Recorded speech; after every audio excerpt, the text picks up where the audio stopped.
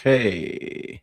And we're live. I hope everyone is having a good weekend so far.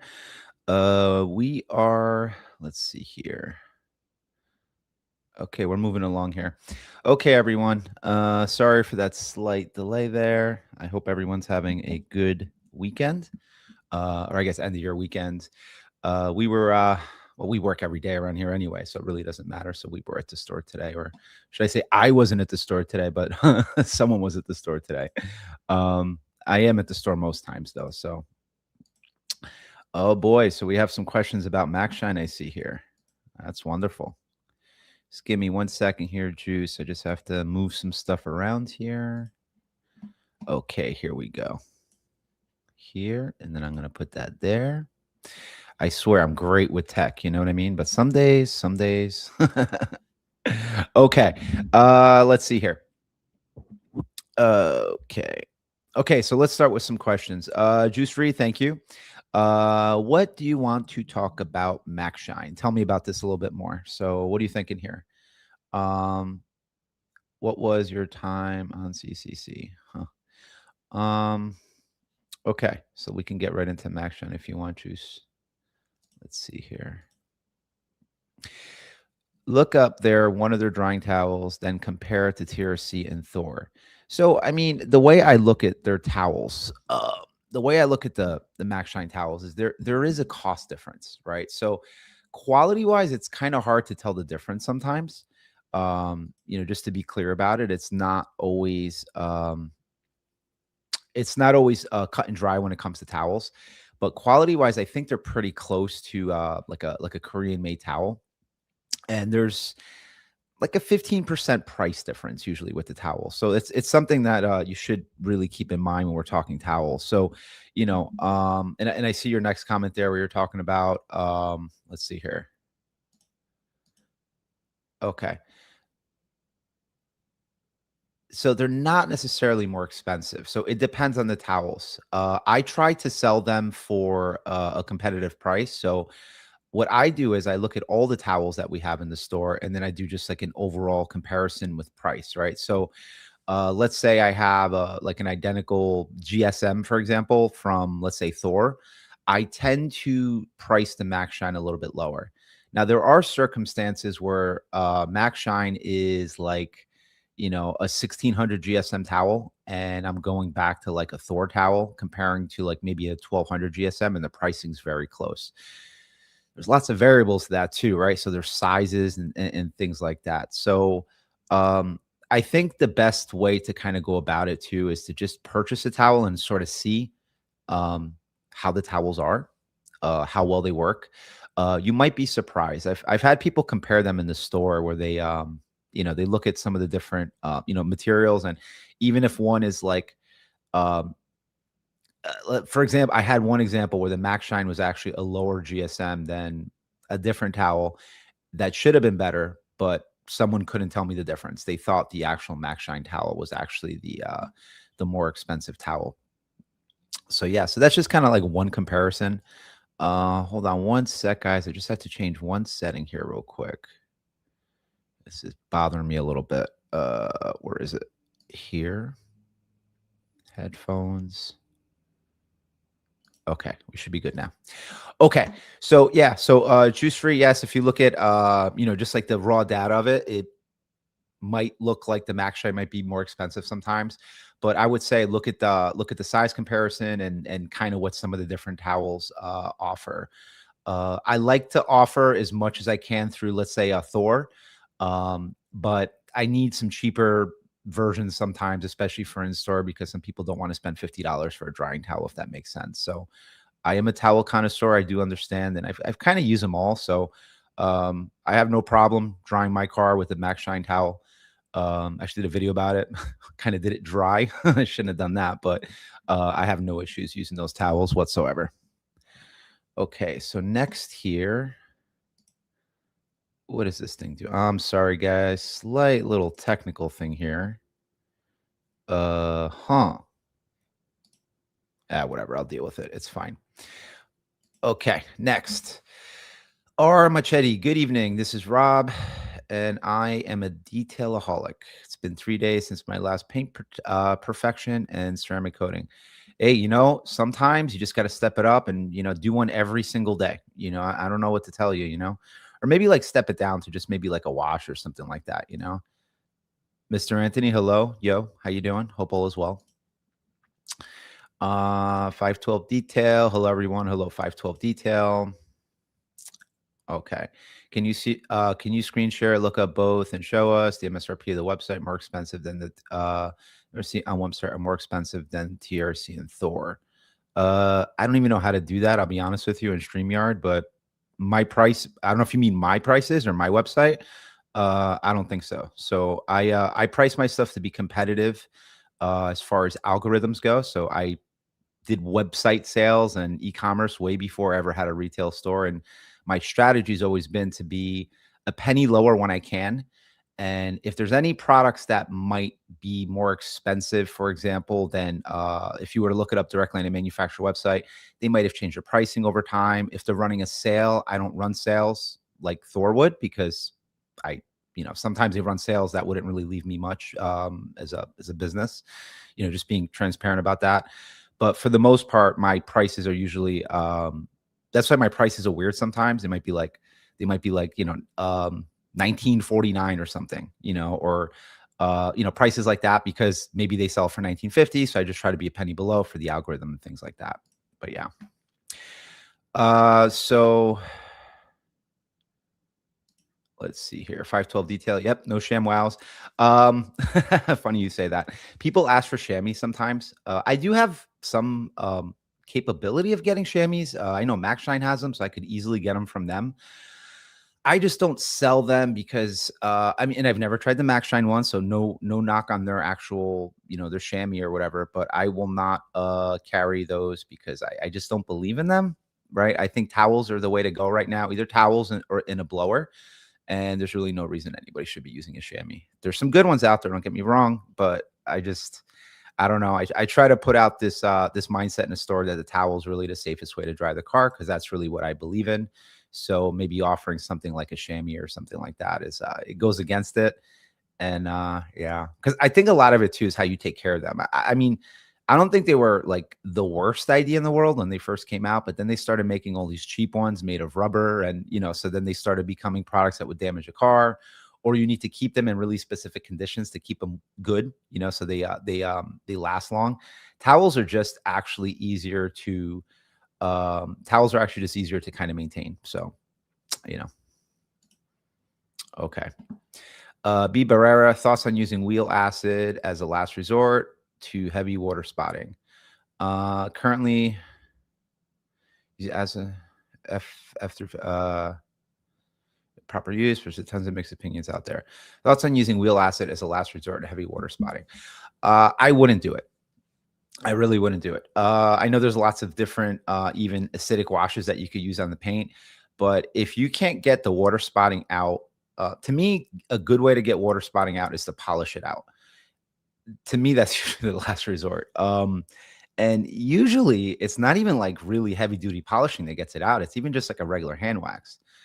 I'm trying to think of who did a video on it. Someone did a video on it at one point, and they were showing how deep the water spots etched into the clear coat. And what they were doing was they were measuring the clear coat. They did a wet sand. They tried a bunch of different things. And they were measuring the paint.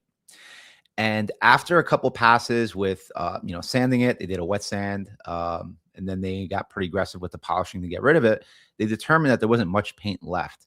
So what could be happening is if you have truly heavy water spotting that you can't get it out with a polisher or wet sanding, you might have gone, I hate to say it, but it might have actually started to etch below the clear, where it's starting to maybe even touch the actual paint, like below the clear coat. So, yeah. So if you're not sure, maybe take it, because it's hard to tell without actually seeing it. I don't want to give you that terrible news without really knowing, but if you're not sure, maybe go to your local detailer, somebody who knows what they're doing, and ask them what they think. If you've done some work to it already, if you've already, trying to see here, you feel free to drop in another comment if you wet sanded it already or polished it already. But my concern is at this point, if you're starting to go any further than that, you're going to start to really, you're not going to have much clear coat left. So if you've already done a little bit of work, I would really go to like a local detailer that you could trust. Somebody maybe with a shop that has a paint meter. Even a body shop, really, they all have paint meters. So you could go to a body shop if you don't want to buy a paint meter. If you're nice to them, maybe they'll just measure your paint for you and let you know what you have left, and kind of go from there. I guess the best recommendation, I'm just thinking out loud, is to probably go to an auto detailing shop, because they can also tell you if they could, they can measure it, and then they could look at it and tell you if they can actually get it out. But to be clear, there is potential that if it's sat there too long and it's etched the paint and it's gone too deep into the paint, you might not be able to get it out without actually going through the clear coat. So hopefully, if you go speak with someone, maybe I'm wrong and maybe they'll be able to get it out. But I would go to if you're not sure, I would go to like a detail shop, have them measure the paint to see how deep you've gone, and see if they have any recommendations for it. It's really hard to kind of diagnose this way without even seeing it. And I mean, feel free, send a picture and on Instagram to our DMs if you want, and we can take a quick look at it. Maybe you can see a little bit better through the pictures, but yeah. But hopefully you didn't go too far and they're able to do something. Let's see here.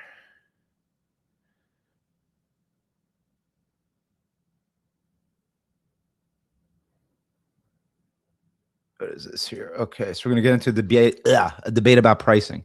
The purple one is the same as a slim dryer, 22 minutes slim dryer. Slim dryer from, hold on, I'm assuming your next comment. Do you have the purple Max Shine the same as a TRC slim dry? How much you sell for? So none of the Max Shine towels are the same as the TRC towels. They're all kind of, they price what they price. So, I mean, don't take this wrong, but I'm not here to justify manufacturer pricing. It's their manufacturer pricing. So I sell them for what I sell them for. Like I said, I try to be competitive as far as the manufacturer's website. So let's say you would go compare the same product on like Max Shine's website. I sell it for like a penny less. They might run a big sale or something at one point, and you might be able to get a better deal from them. And I welcome that. Like if you want to buy directly from them, that's okay. But don't take it the wrong way, but I'm not here to justify my pricing, because our pricing is very ethical.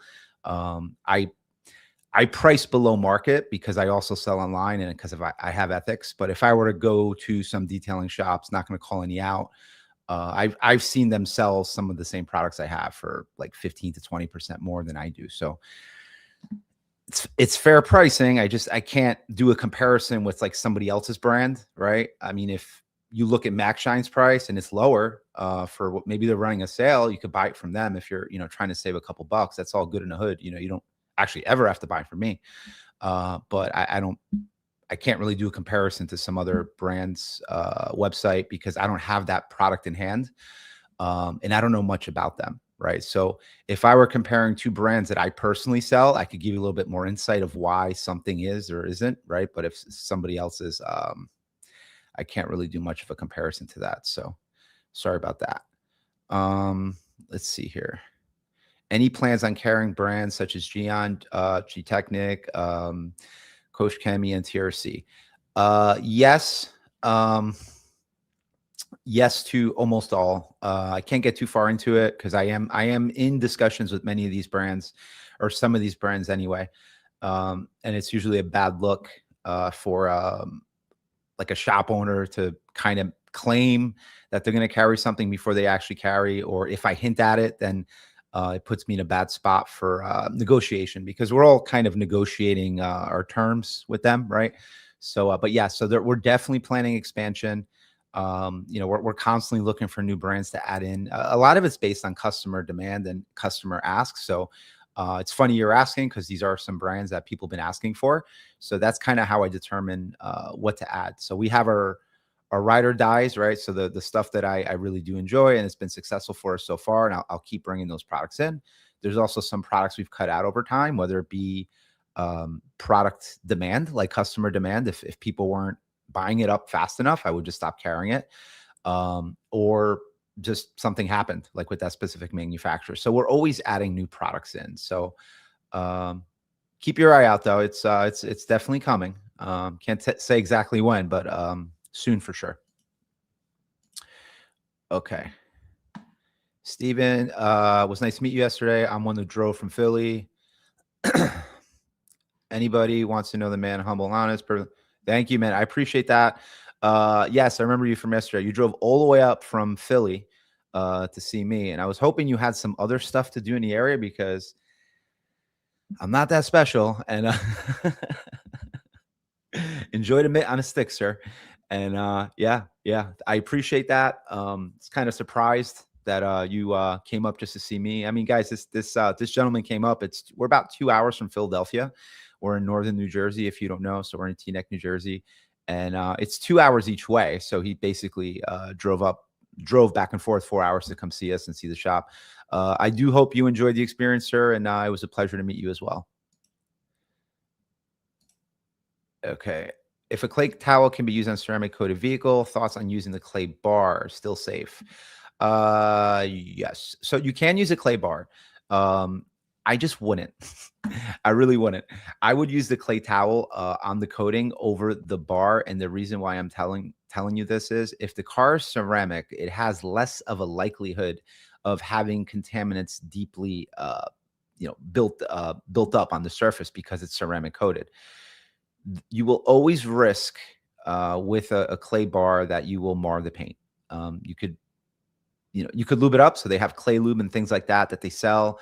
You don't have to use a clay lube, by the way. You can use a quick detailer as long as there's no actual ceramic or protection in it. So let's say like a speed wax or something from Max Shine, that's good to use with that. So you don't have to buy the clay lube.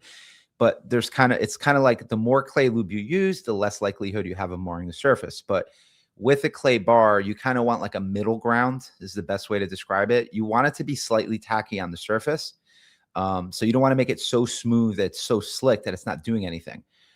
So there's always a potential to mar. So you could get away with it, but I don't think you have to if you have a ceramic coated car. I think the contaminants will come off with a simple clay towel on a ceramic coated car, unless you have something else going on. And feel free to drop in another comment about it.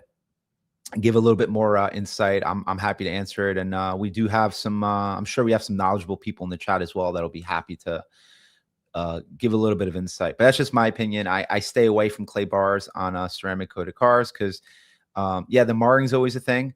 And here, I'll even tell you, to get rid of the marring, you have to polish. And then on a ceramic coated car, if you have to polish, you might polish off the coating. So that's another variable that you have to think about. But really, as far as I'm concerned, if the coating is in good standing and in good shape, the clay towel should do it because the contaminants aren't going to stick to the surface quite as much. Okay, DI Driven Dave, what's your thought on foam cannons? To me, they seem like a major white label item. Absolutely, they are. There's some manufacturers that put more effort into it than others. Sometimes the white label, I'll put it this way. Sometimes something being white labeled feels like a bad thing where everybody's just kind of copying each other. But sometimes I find that some of these smaller brands tend to put more into it, like little details, like they'll give you like a better filter inside, or they'll give you a bunch of orifices with the foam cannon, right? So they start to differentiate among themselves so you can get more value out of that white labeled item, right? So yeah, there's a lot of white labeling going on, 100%, like any other product that there would be. I carry a ton of them, and the reason why I carry a ton of them is because people have preferences, and it's not necessarily always, this is going to sound silly, but it's not necessarily always the preference for the actual foam cannon performance. It's the colors. So like they want to match their van, or they want to match their brand or whatever. So it's that. So yes, there's a lot of white labeling going on, but if they're white labeling a good design to start with, right? So there's only so many foam cannon designs out there. You might benefit as a consumer, because what happens is as people start to white label, they start to differentiate amongst themselves. It creates competition. And when it creates competition, it doesn't just mean that stuff gets cheaper. It means things get cheaper and you usually get more stuff with it, as in, additional orifices, filters. That's kind of what I see with a lot of the different foam cannons out there, that they're basically identical. And then it's like, okay, well, what color do I want? And who's giving me extra stuff? right? And how useful is that extra stuff? And that's where you have to be careful on Amazon, because they'll give you a bunch of extra stuff and a lot of it's trash, right? So that's kind of how you have to look at it, you know. I wish some of these foam cannon manufacturers would differentiate even more. Like, hey, I'll give you a free 16 ounce of soap or something like that. You know, that'd be kind of cool. I did that for a while when I had a specific foam cannon in the store that I was trying to push. I was giving away like a free 16 ounce of soap. So not that I'm white labeling them, but I was finding a way to differentiate that one foam cannon because I was trying to push it a little bit. So yes, it's a heavily white labeled product. I also think the reason why it's white labeled more than, let's say, like a pressure washer, right? Even though they are too, right? But there's so many foam cannons because the cost to produce them is so low. So pretty much anyone can get into the game if they wanted to, as opposed to like a $200 pressure washer. It gets a little bit harder for someone to try to white label something because then they'd have to buy a whole bunch of units. So there's a reason for it. You know, there's a reason why you see so many. The cost of entry is much lower. It's a popular product, and the price value is high, right? You know, it's a decent price point. They weigh less than a pound. The boxes are like this big, right? They're perfect for white labeling for e-commerce, and that's why you see them all over the place. I hope my long ass answer, hope it wasn't too long, right? Juan, I got my first mystery box last week and I'm loving the products. Excited to try the Mild Deep Resolve, Show, Snow, and Refresh. Thoughts on these products? I think they're phenomenal products. So the Mild Deep specifically is it's made in the United Kingdom. So I carry all kinds of different products in the store. My more premium products, as far as chemicals go, tend to come from overseas. So either something from Italy or the UK. That's right now a little bit from Korea. So it's a premium brand. I think they're very close to quality to like a Yum Cars or a Garage Therapy. I don't know for sure, but I wouldn't be surprised if they're using the same blender over there. Like, why not? Right? We do the same stuff here. I think you're gonna like the products. I specifically really like the Refresh. I think you're gonna like it as well. It's a great interior cleaner. Leaves it very flat. I've personally used that. I mean, I've used it all, but I've personally used it as like my daily driver, my daily cleaner for a while. And I like it quite a bit. Actually just switched over to Innova Car for my interior cleaner recently, because I have to try them all. Plus, you know, I'm trying something different, right? But I think you're going to really like the Mild Deep stuff. And thanks again for the ordering the mystery box. I appreciate that. Okay. DIY driven Dave. I think KCX would be one to have, even above the others listed. It is absolutely a brand that people ask for a whole lot. It's been in the works for quite some time. So we're working on it. You know, doesn't mean we're going to bring it in for sure. You know, I don't want to give anybody over there any leverage, but it's something that some brands take a little longer than others. I'll put it to you that way. So it's something we've been looking at. And I absolutely agree with you. It would. I actually did a test run of their stuff a few months ago, and I don't think I'll be bringing in a full line of KCX based on that test. But some of the products did really well, some didn't at all. So, but I can't ignore the ones that did really well. And I do have quite a few detailers that come to me now that if I were to offer that, I would essentially have all of their business as opposed to just a portion of their chemical business. So I obviously want that, right? So I'm working on it for sure. So I'm glad we're on the same page with that. Absolutely. Yeah, talking with cars here. Hello, hope all is well. If you guys don't know, we actually just started offering the soap that Talking with Cars, Rob, developed with High Luster. We actually launched it today. If anyone's interested, to go check it out on the website. We have the 16-ounce bottle and gallon available currently. And thanks, Rob, for showing up, and thanks for being so easy to do business with. I think I'll see you tomorrow. So maybe, I don't know, maybe we'll do something. If you want to do a video tomorrow, let me know. Maybe we'll do something together. Carve out a little time for me, maybe 30 minutes. We can maybe work it out. Oliver, I stopped by your store today, hoping to meet you. Oh man, I'm sorry you missed me today. Had a young lady who works for me sometimes. She was down there today. Took the day off today, you know, so sorry about that. I'll be back tomorrow, most of next week as well. In the future, if you want to for sure like meet, there's the phone number on Google for the store. Feel free to call that phone number and you can check to see what day I'm actually there. I am there most days. I just do take a couple of days off during the week. I'm usually there later in the day, so she does leave early. So we could work that out if you want to stop back by another day and meet up. Okay, juice free. I gave an example of how Max Shine is overpriced and underquality. It's not my opinion. I just don't get why people would buy them. Uh, uh, it's probably one of the more popular product brands in the store. People absolutely love it.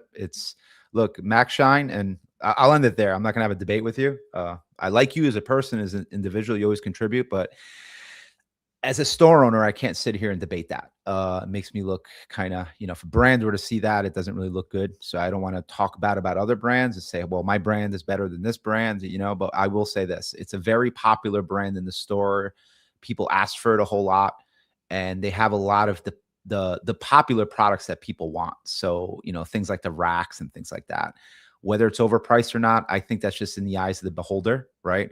You could argue any brand is overpriced. I think people get value out of it. It's more of a value-based brand for me, honestly. In the store, I have stuff that's a lot more expensive than Max Shine, and it's just a very popular brand. So, um, feel free to, tell me what you think, but I can't really defend that kind of stuff either because it's just stuff I sell. And I mean, we try to do fair business. Okay. Chris M. Hello, Chris M. Hope all is well.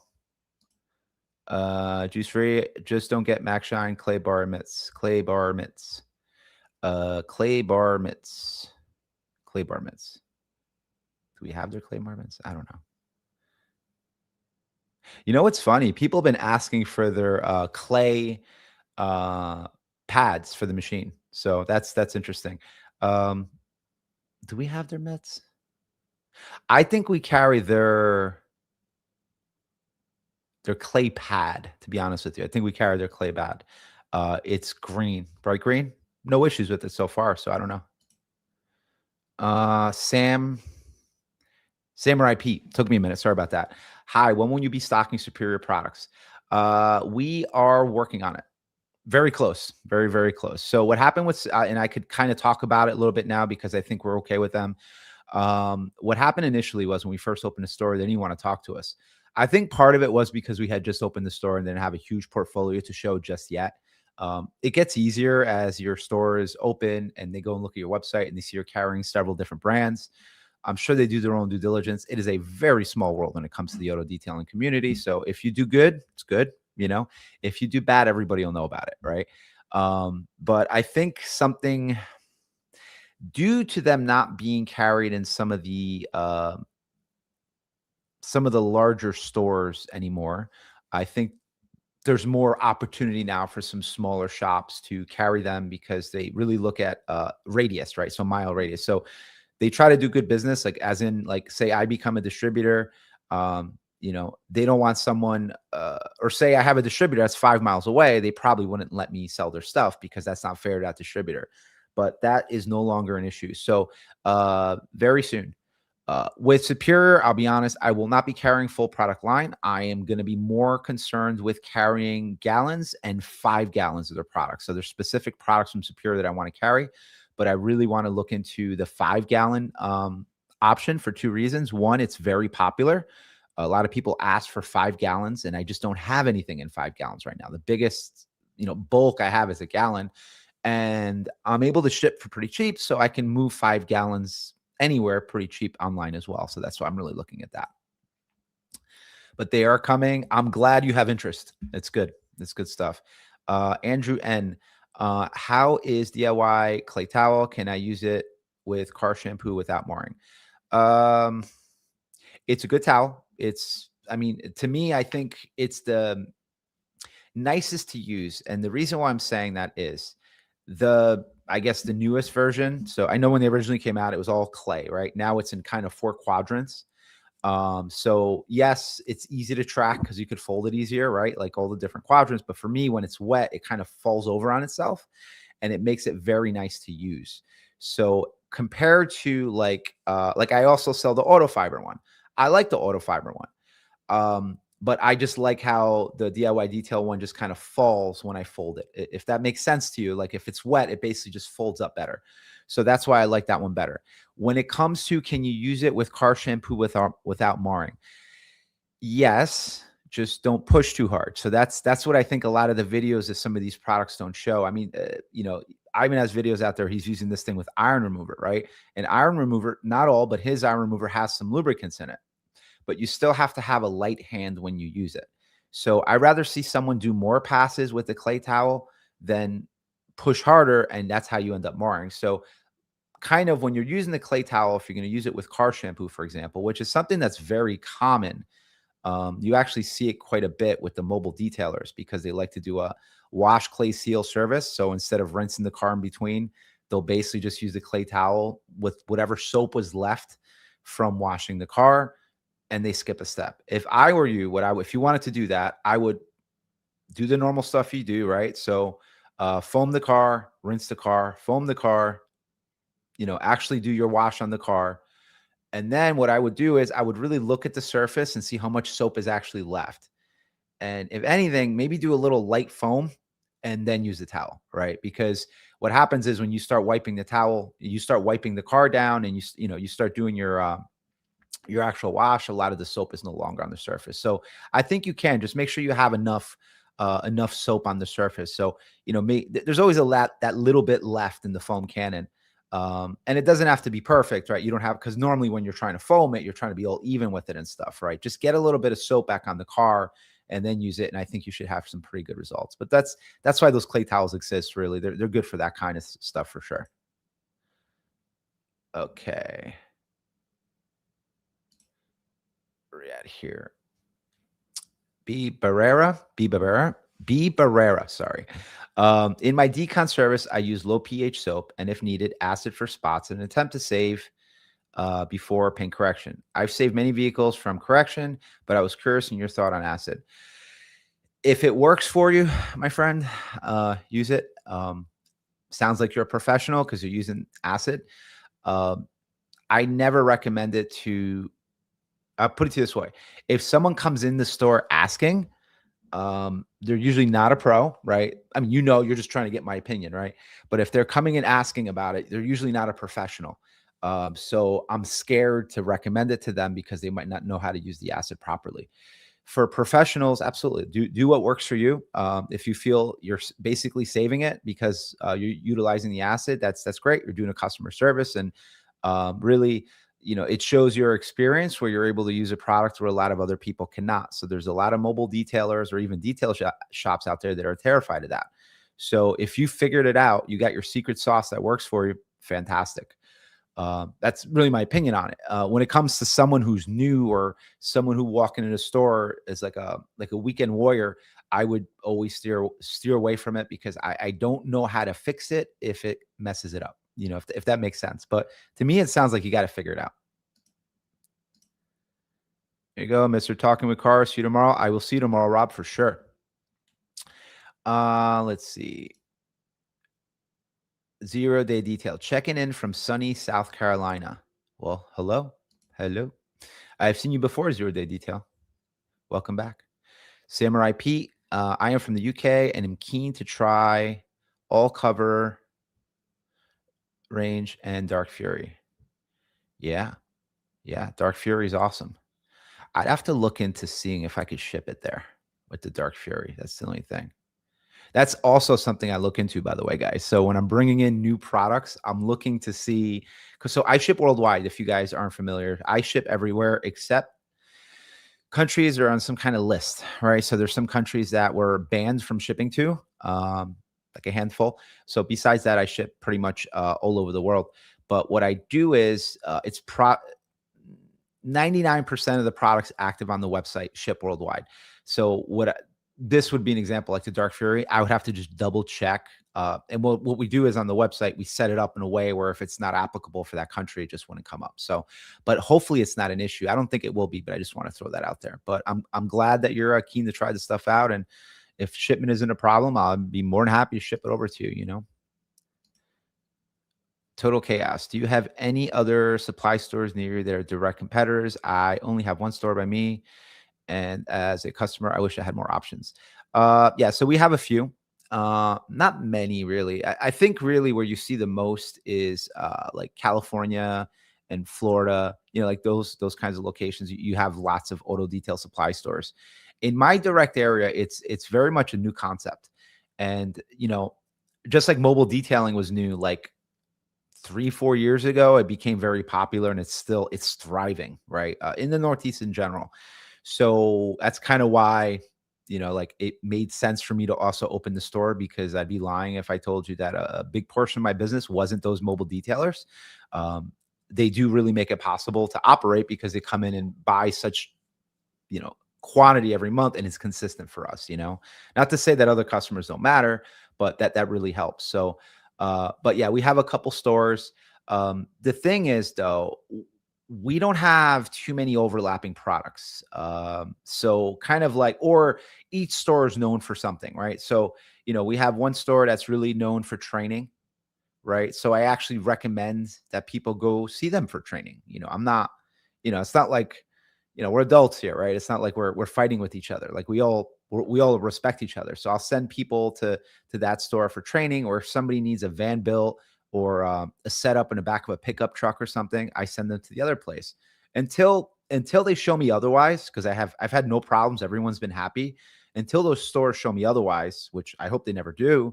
So far they could be trusted. So I just send them there. I ask for nothing and I get nothing from them. So I don't get a referral. I don't, nothing. So in our circumstance, we try to get along. And yes, it's good that we have a couple, because some of my customers shop at least the other store. The other one's a little farther away, so not so much, but at least the other store, they shop at both stores. And I have zero problem with it. I mean, we have some overlapping stuff, but it's like bio bombs and things like that. And people just buy that based off opportunity anyway when they need it. Right. So um, I think the store near you is lucky that they're the only ones. Um, maybe they should just add more products and try to make everybody happy. Unless you're asking for something super obscure. But it's usually all the same stuff. But they're probably in a very good position.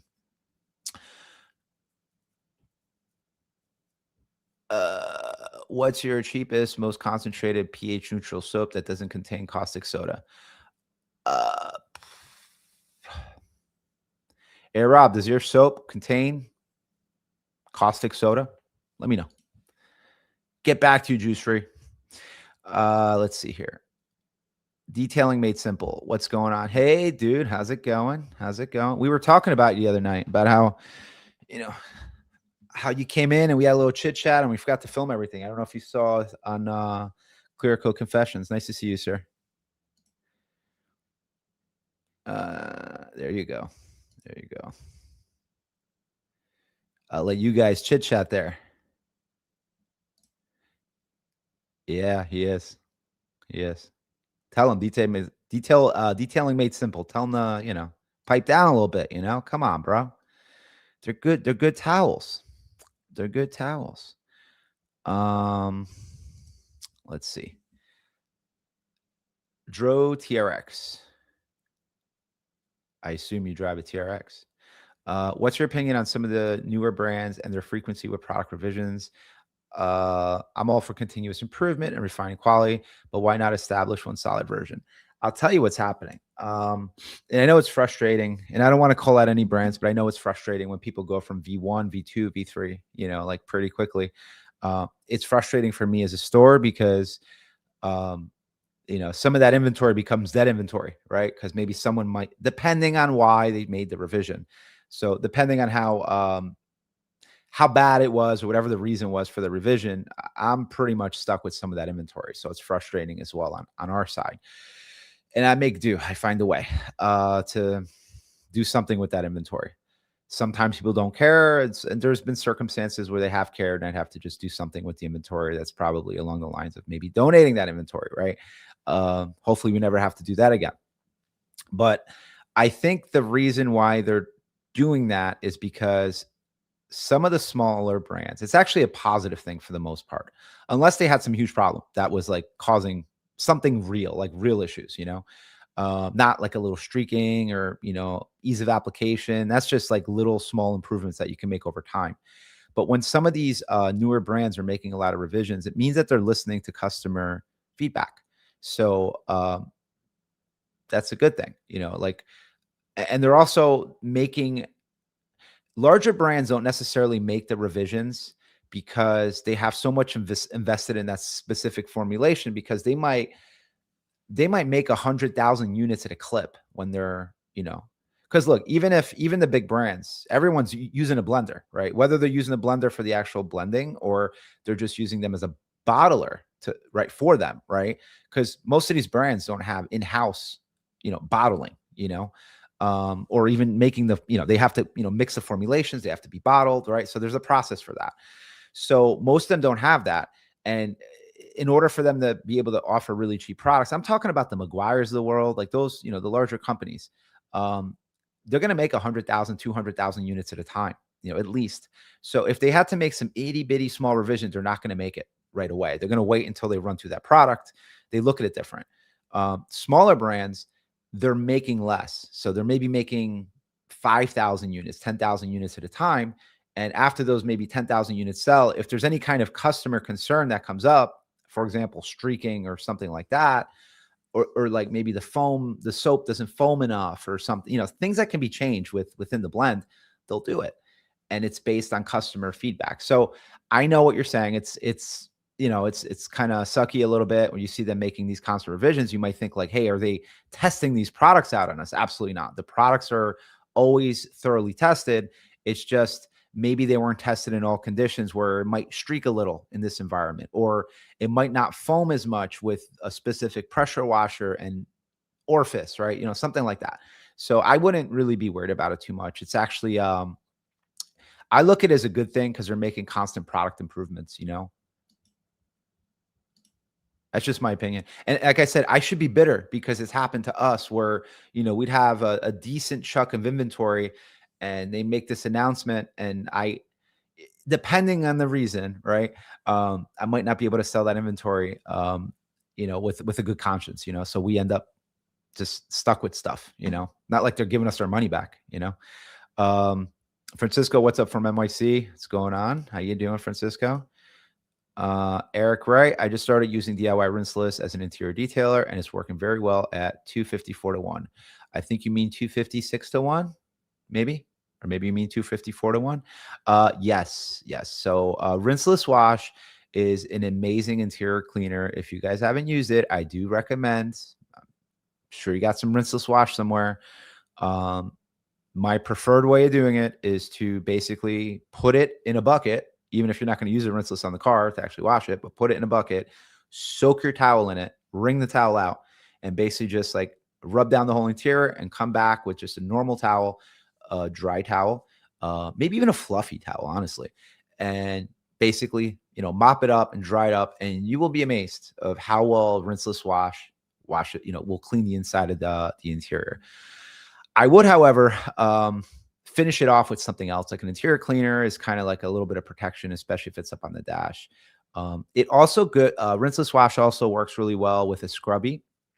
If you wanted to sort of strip any kind of dressing that you've put on the interior. So most quick detailers can't really do that. They're not really all that good at that. But if you use a little bit of rinseless on a scrubby, you'd be able to strip especially on dashes and surfaces like that, where they're like a little bit less porous than like the actual leather on the seat. Try it out. You'd be really impressed. It gets it back legitimately like a flat finish, for better or for worse. So if it's in good condition, it looks great. If it's not, you just took off all that protection that was hiding, all the stuff, all the things. But yeah, I'm glad you're using it. It's a value saving. You could save a lot of money with that, and it's a great cleaner. Samurai Pete, have you tried the all cover range from Superior? I'd be interested in your thoughts. I really want them on my shelf. I think all of their products are good. I haven't run into something I didn't like. And I'm excited I think it's going to go through, but if it does, let's hope it's going to go through. It'll be fine. I'm excited to carry it because even for myself, I couldn't get them anywhere. So I'd have to actually drive out of state to go get them. So I'm very pleased. I like their stuff. So for me to say, hey, I want to, I'd like to carry it all. I just can't. Like there's just too many different. I'm looking to do too much quantity with like their Dark Fury and products like that to really be able to bring in a full range at this time. So it has nothing to do with their product portfolio that I wouldn't necessarily want to bring in the full range. I just have to look at the other products that I have in the store that would essentially do the same thing. But I would not hesitate to basically buy anything from them. Be Barbera. With all the new Rad Company accessories that are being shown off recently, do you have a personal favorite to foam cannon and wash gun? So yeah, I'm glad they're coming out with all that stuff. It's pretty phenomenal. Personally, I won't tell you my daily drivers, but personally, I like the Quiver foam cannon and the original shorty gun that they had. Now, there is another one that I'm looking at right now. Now, I shouldn't even say this because I haven't gotten a sample yet of his actual gun, but Bubba's. So from Jimmy's Detailing Supply. So I carry some of his soap, and I've been slacking a little bit on my follow-up order for some of his new stuff. He actually has actually two soaps out now. I carry his soap, his wash mitts, as well as his towels. And Juice Free would be very happy to know that they're all made in Korea and not China. They're very good. I think they're from the same factory as Thor. And so I like his what it looks like anyway, his stubby gun. So we'll see. But I do just overall, I like the Quiver foam cannon because I've had zero problems with it. People buy them all the time. So I'm kind of motivated sometimes by what people come in and ask for, right? So if it's a really good seller for me and I haven't had people come back and complain about this or that, like something's wrong with it, I'm automatically a fan, right? So a little bit from usage and a little bit from just kind of, once you run through a few hundred of them, you have no problems. You're very happy with the product. So I look at it a little differently than most people. That's why even sometimes I have a conversation with somebody and they might like really dislike something like a specific brand, maybe because they might have bought one product from them and maybe that one product failed. So I just have a different perspective because I buy a lot, right? And I sell a lot. So then I see a lot, you know? So that's just my jam right now. I like it. I'm happy other brands are coming out with it, but with that kind of stuff. But that kind of goes back to what you were saying before too about all the products that are easily white labeled. Not to say they didn't put a whole lot of work into it. I'm sure they have, but I just, I I like what they're doing, but as far as like a stubby gun goes, especially because Quiver's not exactly getting his or Josh isn't getting his stubby gun out just yet. I think we'll be carrying the Bubba's one very shortly. So if you guys are curious who that is, look up Jimmy's auto detailing supplies.com. He's a friend, and he might even be on the stream. Who knows? Okay. Francisco, I had my first detailing customer and he was happy. Wash, interior, and one step for 400. That's phenomenal. That's a beautiful thing. That's good pricing too. I think that's about fair, So the way the pricing usually works here on the near me is sounds about right. So about 300 for the detail. And then what a lot of guys try, and you guys take this for what you want. A lot of guys, what they do is, and this just here, like, Northeast, who knows how the rest of the country is. They'll basically charge $100 a pass. So for what, which doesn't always work out, but at least up to a two-step. So one step is another, if you want a two-step. So let's say this, if the guy wanted another step, you would have done 500. It doesn't always work because, if you're doing like a full-blown paint correction and we're talking like a three-step now, I think customers expecting something that is above and beyond that. So you might have to charge a little extra for that, but sounds good, man. Especially for your first detailing customer, you got $400 for that. I would stay in that range. I wouldn't go below like $300 even for like a basic detail. Don't fall into the trap that some people do, that they're all over Facebook, and they're fighting, and then you charge somebody for $150 detail and then wonder why they're acting crazy, So I would stay away from those kinds of customers. You don't want that. You want the people that are willing to pay you, because in my opinion, a standard detail is $300 and that does not come with a polish. That's maybe spray wax, because you can get real creative with some spray wax, So I think what you're doing is very good. If it's a big truck, add a little, but congrats for sure, Francisco. Okay, Eric Wright, what is your opinion on detail code Nemesis V2 rinseless? Um, just used it actually. I have some, and I got some for free, so I'll be completely transparent. So, uh, Detail Co sent me a whole like care pack, a bunch of stuff. So all the new stuff coming out. Now, before someone says anything, I've given Thor thousands and tens and tens and tens and tens of thousands of dollars for products. So this is the first time I've ever gotten anything for free. And it was because the new detail code was coming out and they wanted me to check it out to see if I wanted to order some to stock the store. Just want to be transparent, right? But like there's no, they can't motivate me with $95 at the product. You know, it doesn't do anything when I've given them many, many, many, many thousands. Um, I've used it very, not enough really to give much an opinion yet. I'm kind of seeing which of those products I want to carry because I do not carry full product runs for any brand at this point. I'm always missing something, and it's just the mentality of how I stock the store. I don't carry a full line necessarily. I mean, look, if the customer demand was there for it, I welcome it, but that's just not the case from what I've seen. So, somebody might like something. Let's say they're in a detail code, right? So they're into detail code. They might be into DIY detail, and you know, uh, you'd be surprised. Somebody buying detail code doesn't. If they're buying Nemesis, um, they won't buy DIY details rinseless wash, right? So it's like, so you have to kind of formulate that and see what's what. And I know some think like have something for everybody, but that's not always the case because when you carry a bunch of stuff, you're able to kind of push people to different products if you wanted to. I don't know if that makes sense. Juice free Blue Crush contains caustic soda. Well, that sucks, huh? Actually, I don't know if any of my soaps don't contain caustic soda. I'm gonna have to look that up for you. Um, I don't know. I don't know. Juice free. If you DM me on Instagram, I will look into it for you. If you don't, I won't. But because I've never gotten that question. But if you do DM me, I'll look into it for you and I'll find you. I can't guarantee you it's going to be low cost. As you said, you're cheapest. Like you gave me lots of variables there, lots of guardrails. But I'm sure one of them is. But if you DM me to remind me, I'll definitely look into it for you probably tomorrow and definitely get back to you within a day. I'll do that for you. Ninjas 3169. What's up, Patrick? What's up, Ninjas? Detailing made simple. We did forget to film happens. Hey, whenever you come back, just don't come when you have to be at the airport in like 7 minutes because that might be a little tough. But we should definitely do that.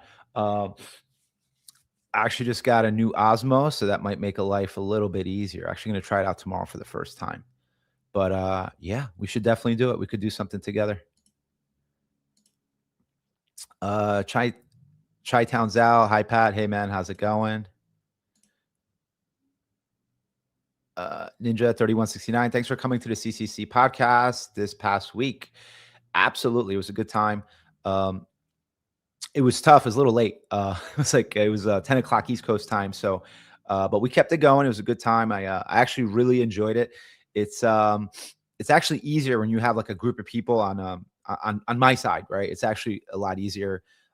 Even though I was kind of like the center of it, I was getting all the questions, right? Because I was the guest, but it does make it easier for, I don't always have to be talking to move this along, right? So, I don't know. I don't know if other people would feel that way. Maybe other people, maybe detailing made simple. Maybe you can give me your opinion because obviously you make videos, but maybe you can give me your opinion on what you think. If you feel like it's easier when you have a group of people on a live like this, like a video is different, but like on a live like this, if it's easier for you.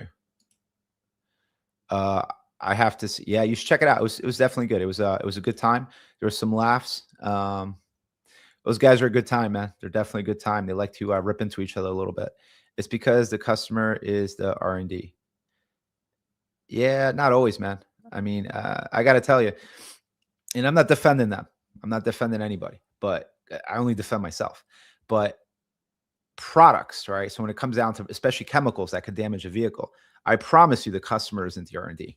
Now, the cheap stuff you buy on Amazon, that stuff, yeah, you're the R&D. I promise you are. If they're from some unknown Chinese company, you are the R&D because if something happens and they start destroying cars or paint or something like that, you're going to go find some random business in China that you can't do anything about.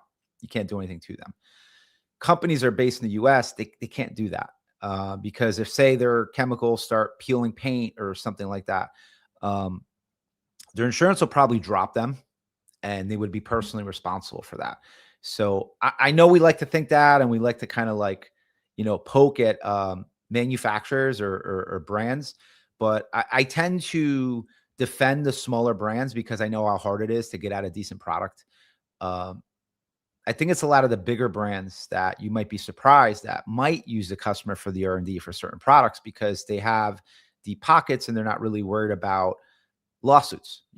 But the smaller brands, I promise you, they're very concerned with that. And they want to make sure the product doesn't at least damage the paint, um, or hurt someone, right? Like have some kind of chemical in there that can hurt someone. I think that's why some of the smaller brands too, they're so good at putting instructions on the bottles and putting like QR codes to their SDS and things like that. But I know what you're saying, Juice. I get it. But I wouldn't, it's easy to say that, to say, oh, they're just using us as, like test dummies or whatever. Nah, they would never dream to do that because it could really, like, it could bankrupt them if they made a poor decision like that. I don't think anyone's silly enough to do that. I mean, if a small brand did that and they purposely did it and that was the case, and let's say they, it had something in there that was maybe hurting people or damaging their cars, and if they knowingly did that, then they deserve what's coming to them, right? But I'll say this, no one I deal with does that because they have too much to lose, I guess. Like I said, I'd be more concerned with the big brands because they don't really care. Because they not to say they're bad, but they just don't care. Like a lawsuit's not going to hurt them. They get lawsuits all the time. Okay. I see Ricardo in there. Dion Ricardo's channel. Hope that's right. What are the 3 waterless wash products? Top 3 wax products. I don't carry that much waterless wash. I have to be honest with you. I can more so tell you which ones I carry. I have DIY details. I have detail codes. I have Max Shines. That's it. So those are my top 3. Because that's all I carry. Just being honest. It's not that common. I mean, people buy it, but it's not. It'd be more so like asking me what the most popular soap is. I carry lots of soap, APCs, things like that. But that's just not all that popular with the crowd that comes to the store. I sell it, just not as much as like a soap or something. Top 3 wax products. I guess that would include polish as well. So DIY detail gold standard. Say what you want. It just happens to be I have a large crowd of people that come into the store that happen to follow DIY detail, and I'm the only distributor within a couple 100 miles. So that's a very common product for me. Max Shine, Cut Max is very popular. And what else? Packard, like all of them, basically not one or the other. It's more of a pro product. So they kind of pick what they pick, a Nova car. I carry one of those, a Nova car. It's kind of like an all-in-one. That's pretty good too. That's for people that are like, they want to try something a bit more pro, or in their heads, it's a bit more pro than like a gold standard polish. And they'll go that route. That's pretty much it. But yeah, I wish I had more for you in the realm of waterless wash, but that's all I don't carry much of it. I like to be honest. Ninja, it was a good one. SOC, we talked to, oh, sorry. That was you guys just conversing. Let's see here.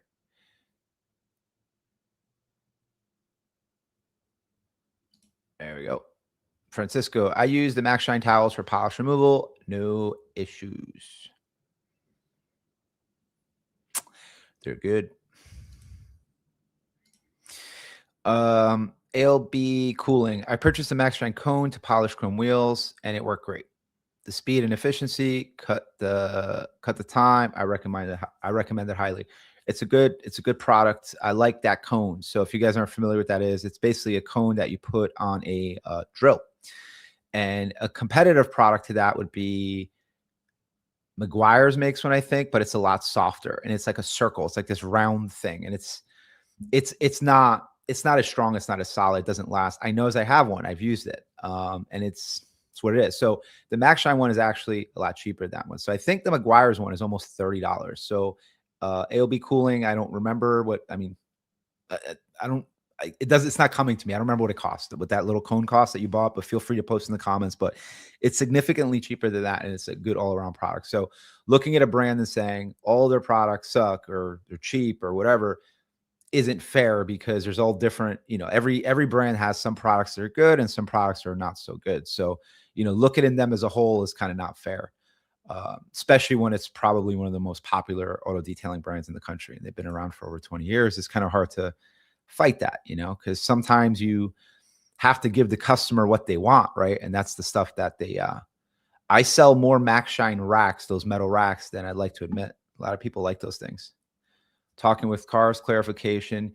Blue Crush is not caustic. We formulated it so it was safe and very low concentrations of any harsh surfactants. There you go, Juice Free. There you go, Juice Free. And at soap retails for $15. And what I always say, I have it for sale right now, and I couldn't have done anything. I've been sitting here, right? I've been sitting here, so I couldn't have done anything. It is $14.95 on my website right now. So I am $5 cheaper than Rob. I'm sorry, 5 cents cheaper than Rob. Okay.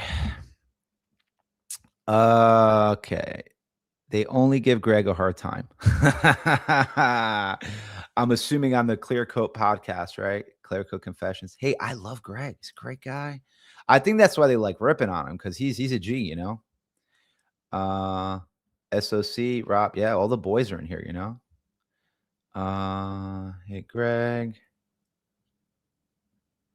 Okay. Started using Coach Chemi Sealant for all my exterior washes. Huge game changer in my opinion, from wet coat. Tech 582 B maker setters. So easy to apply, durability wise varies. Too much to say. I agree with you as far as durability goes. That's a tough question to answer. So we get that question a lot for different, especially sealants and spray back waxes with durability. Ceramics too, you got to be careful with how you represent those. They also degrade. So I don't know if you guys are aware, but maybe most of you are, but ceramics degrade. So when someone gives you the whole like 1 year, 2 year, 3 year, it doesn't mean it's going to work to peak performance for that whole year. Let's say it's a 1 year coating.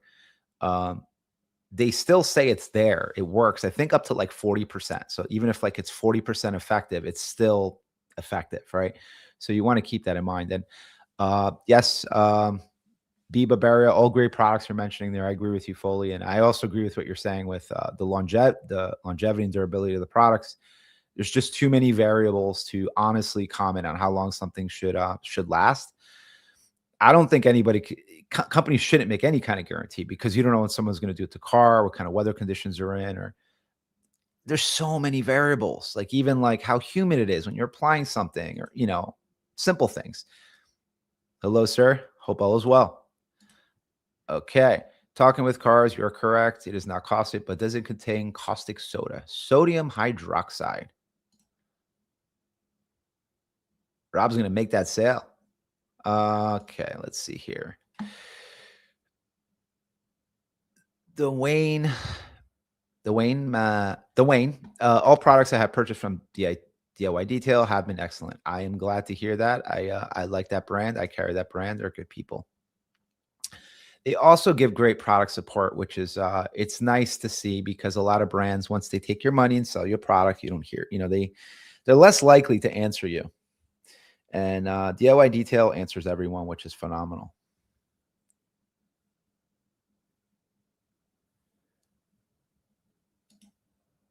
Is there a cross-reference seat for Rag Company and Thor? Not that I know of.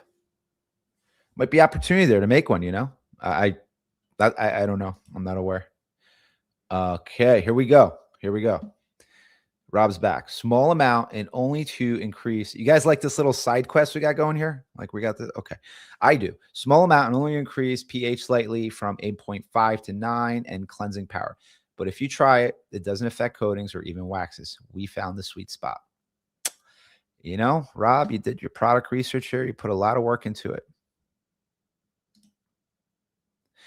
Rob, it'd be good to know, like when you feel like it, if you feel like it in the comments, what would cause you to make a revision to your product?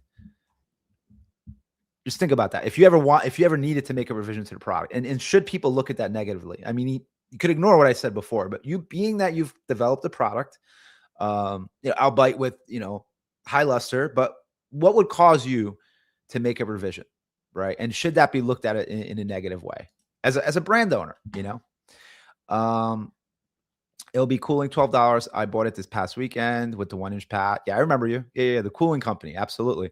So I'm glad that worked out for you. Also, everyone here should be jealous of this gentleman. He has through his business, he has a very successful HVAC business, and he happens to have a lot of garage space where he can detail his car inside. So that's a beautiful thing. But I'm glad that worked out. So it's a good example. Product, very happy with. It's from Mac Shine. It's $12. Similar product from Like McGuire's is $30, and it's not as good. So, and that's not always the case, right? But I'm just saying that it's just funny how that came up. I'm just throwing that out there. Chai Town's out. QQQ. Have you got recommendation for an auto hose reel? I don't. So I should probably think of one that, because I know there's an Amazon one that a lot of people use. I'm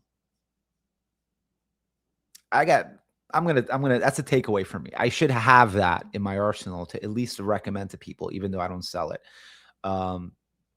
I don't sell them because I haven't had that much demand for them, as far as people asking for them. Like I said, a lot of times people, when they're building vans, they might actually come back and buy the racks from me. I have the Mac Shine racks that they put inside the doors. That does happen. But when they're building vans, I just send them to the guy down the road a couple towns away to go build their vans. So they're usually getting the hose reels from him. So, but it's good that you bring that up, because it's just it'd be good to know and me to have something in mind if it comes up like it just did on a live like this. So thanks for bringing that up. But I need to look, but I do know there's an Amazon one that a lot of people buy that ends up working out really well. And it's some like no name brand, but apparently it's a great value, because some can get up they can get up their price point wise. Adam Nash, when it comes to waxes, what does it mean when they talk about enhancing gloss and enhances warm paint? What warm paint you recommend paste for? Okay, so where's my thing here? I can show you right now. Hold on. I will actually show you. Where's my thing here? I was fighting with this before, by the way. Okay, give me a second here. Okay, so first I'll explain it. So here's what they mean. Wax tends to give, well, hold on. I am very white right now, right? This, okay, is the light that like a ceramic coating would put off, right? So it's kind of, like it looks like an operating room, like very like just clean, right? Now, when you start adding warm, this is warm. See how this is warm light, right? Ceramic, wax. I hope that helps. I mean, I got to use my little toy, so I'm very happy. This is my little key light that I use here, but I finally got my settings set up on the computer where I can actually change it. But that's pretty much it. So, with like a ceramic, you're going to see the light. It just looks very natural. It's shinier. Obviously, it's going to add some gloss, right? Because it's essentially, well, I'll take it back. It's never really adding gloss. The reason why you get gloss, even with the ceramic, is because the ceramic is going to do a little bit of filling and leveling. And when you fill and level, you're making that surface smooth. If you've ever shined a pair of shoes, it's kind of that. So the more kind of layers you put on, and you're just basically flattening it out, and it looks shinier, right? You're just making it flatter. Same thing when you polish. You're not really getting rid of scratches. You're just flattening out all the paint around the scratches or the clear coat, and you're bringing it down to the same level of the scratches, and all of a sudden the scratches are gone. You didn't remove the scratches. You removed the clear coat around the scratches. That's why if you're ever chasing scratches, don't chase scratches too much, because you're taking all that paint away from around the scratch, right? But wax looks more like that. It looks more warm, right? Like a warm light. And, same thing. You still get, you get a gloss. And depending on the color of the paint, that warm could be very pleasant, right? Depending on if you like that. And the ceramic or most sealants these days give you more of that white kind of hue to the light. I hope that explained it. Let me know if it didn't, but I hope that was a good little example here where I played my little light. Okay, so You're never late to the party. No way. You're here though. You're here. We're still going. Don't worry. Don't you worry.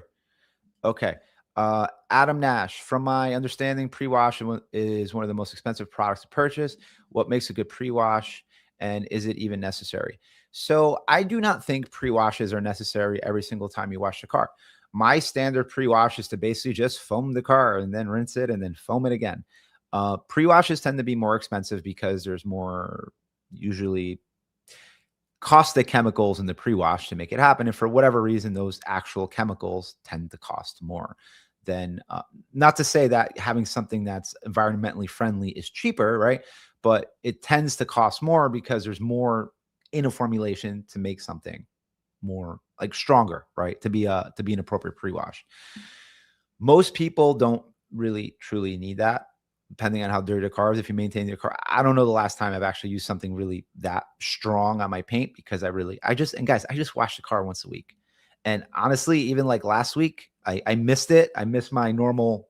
I'll either do a Saturday, Sunday. I missed it because honestly, I worked. I think it was last Sunday. I don't remember. I worked at the store. I was tired. I came home. It was hot. I was like, I'm not doing it. Right. So I missed it by a couple days and it was still fine. And I don't do all these crazy pre-washes. My wheels, on the other hand, I do a lot to the wheels because it's miserable. I can't get rid of the brake dust on my car. Coatings, G-Technic on your Ranger. So you put G-Technic on your Ranger. Roxanne, that's a good name for your Ranger. When I bought her in March 2018, I do regular coating maintenance on her, and the coating is still shedding water like a duck. There you go. So you take care of it, and the coating lasts.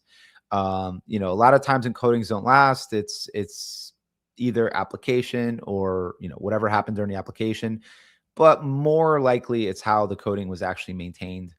A lot of times the coating just needs a decon and it's fine. I think that's what a lot of people don't understand. Sometimes I see people in comments and we talk toppers and things like that, and they get mad about it. They're like, well, I paid for the coating, I shouldn't have to do anything to it. Well, it's your choice. You don't have to do anything to it, but even most manufacturers do recommend some kind of topper over the course of time.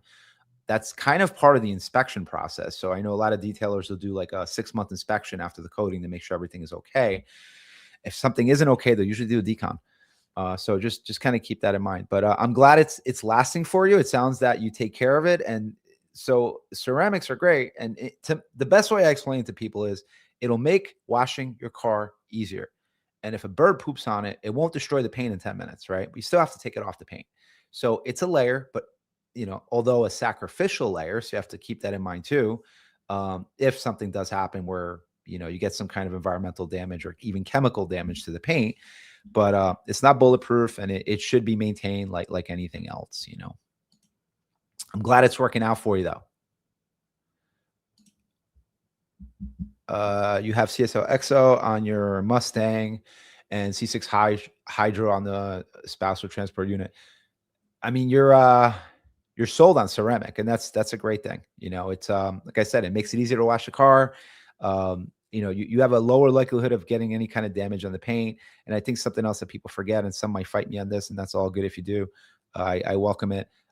It does offer a level of UV protection, which kind of lowers the likelihood. Well, it's still going to fade, but it slows the fading process that naturally happens to paint as it gets older. So I've seen less cars. So cars that are ceramic coated tend to have less damage on the roof and the hood, like a lot of other cars that aren't ceramic coated. So take it with a grain of salt, but I do feel that they do offer a level of protection against the rays of the sun as well. Total chaos. I'm in the market for a new DA. What would you recommend? I can only get my hands on Griots and Liquid Elements locally, so I've never tried any other brands. I think it would depend on how much of a stroke you're actually looking for, how much experience you have. So if you're looking for something with like an 8mm stroke, you can go to Harbor Freight. They have some cheap options over at Harbor Freight. It's cheap. It's what it is. You can get their warranty on it if you want. My low cost polisher is a Max Shine one. And it's got an 8mm stroke. It looks very, very similar to like the Chemical Guy Torque one, right? But I would just say just really depends on what you're looking for. Or if you're looking for a cordless or you don't care if it's corded, right? But it matters. But if you're just starting out, it doesn't matter so much. It's just you actually trying it, getting used to it. And then later, as you get more experience, if you want something with more of a bite and more of a cut, then you start looking at more expensive options. Because in my experience, the more of a stroke your DA has, the more of a price point it kind of commands. Total chaos. I'll wait for the Harbor Freight one to drop. Of what? Which of what? I forgot what were you guys talking about there? Okay. Wesley Santana got my mystery box the other day. Very excited to try some of the products, receive a few Yum products, Yum Undress, Reset Interior, Garage Therapy, Rinseless Sigma, and DIY Detail Tree Sap Remover. I'm glad you're came okay. That's huge. Glad you got, and guys, this is kind of an example of some of the products within the mystery box. I try to give you a variation of products, as in different brands, and also I don't repeat products. So, you have something to basically detail the whole car. Imagine if you got a mystery box for like $100 or $200 and it had nothing but soap in it. That'd be kind of crappy, right? So I try to mix it up so you can try almost everything in a box the next time you wash the car. So I'm glad it got to you. I'm glad you're enjoying the products that came within, and you got some good stuff there for sure. We still going. Look at this. See? Definitely worth it. Hey, I try to bake in as much value as I can in my mystery boxes. So I know how that is.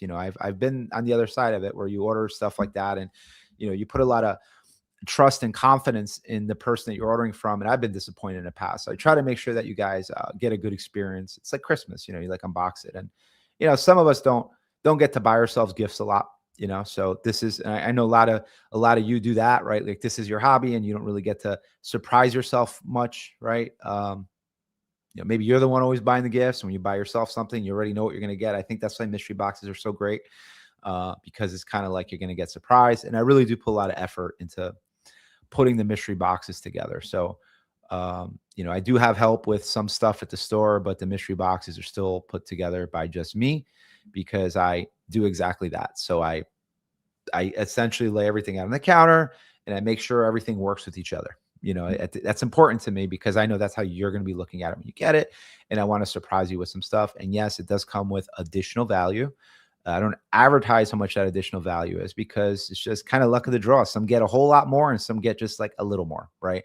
But it'll always have more value than what you paid. That I promise you. Talking with cars when developing the soap, there's many compromises I had to make to keep the cost down, but check all the boxes for me. I wanted a good cleaner, but super safe. So that's a beautiful thing. That really is. So yeah, I mean, this is kind of what we were talking about before with like brands, like smaller brands, right? So so when Rob developed this, right, so he wanted to make the best possible product that he could. And I'm sure the last thing he wants to do is like do a revision. But if maybe something, I mean, God forbid, I'm sure it's absolutely fine because Rob did a ton of testing on it, right? He's not going to use people as their test dummies because that would be, it'd be terrifying to do something like that. But if there was ever a revision to be made, I'm sure he wouldn't be happy about it, right? So small brands really put a lot of effort in to ensure that you have the best possible product. That's why I like dealing with smaller brands. And even though in this instance, Rob, you definitely have a leg up because you're working in conjunction with a company that's been around since 1920, 1930. When was High Luster formed? So yeah, I mean, I'm looking forward to it. I'm looking forward to see how well it does in the store. I'm sure it will do fantastic in the store. But it's cool to see somebody within the auto detailing community who's not some big executive somewhere, formulating their own soap and also partnering with such a long-standing brand to put out a really good product.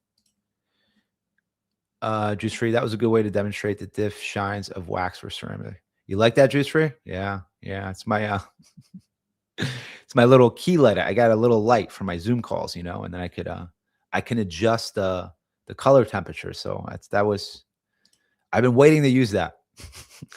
Actually, no, I just got it set back up because it wasn't set up right like the last couple of weeks. And I realized I had that panel, and boom, there's a question. Just see, if I wouldn't have made that fix today, I wouldn't be able to show you that. So I was very happy about that. Proud of myself too. And I'm proud that you're proud, Juice. You know, I'm here for you.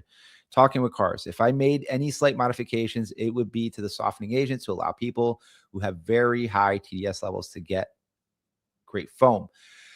But add an OZ and you're good.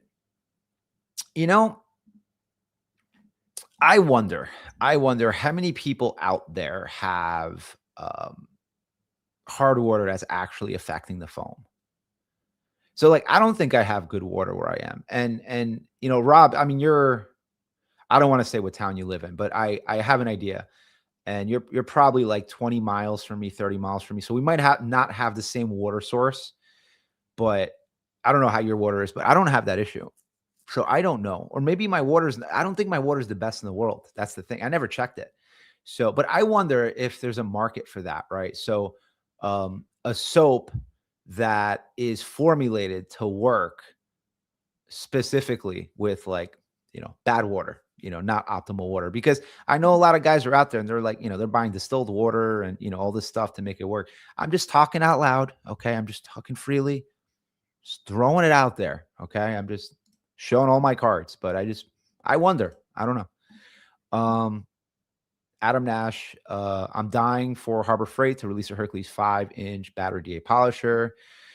It's wild they haven't released it yet after showing it at SEMA 10 months ago and they're radio silent on it.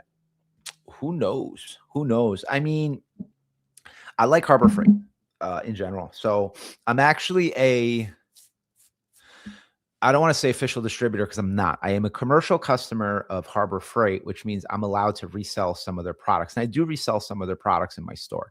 They're not entirely visible on the website, but if you come into the store, I do have some of Harbor Freight's products from, for example, their Icon line. So more so tools like hand tools, some of like their blowers or like couplers and things like that for either air compressors or for pressure washers. And the idea there is I don't it's just nice to have, like if a detailer comes in and they want to buy like a pick set, you know, where am I going to get a pick set, right? So I go to them for it, and I charge the same price as Harbor Freight does because I have the commercial account. So I do like Harbor Freight quite a bit. But you're right, their cordless polishers is nowhere to be. There's nothing. So who knows? Who knows? Maybe they're going to make it better.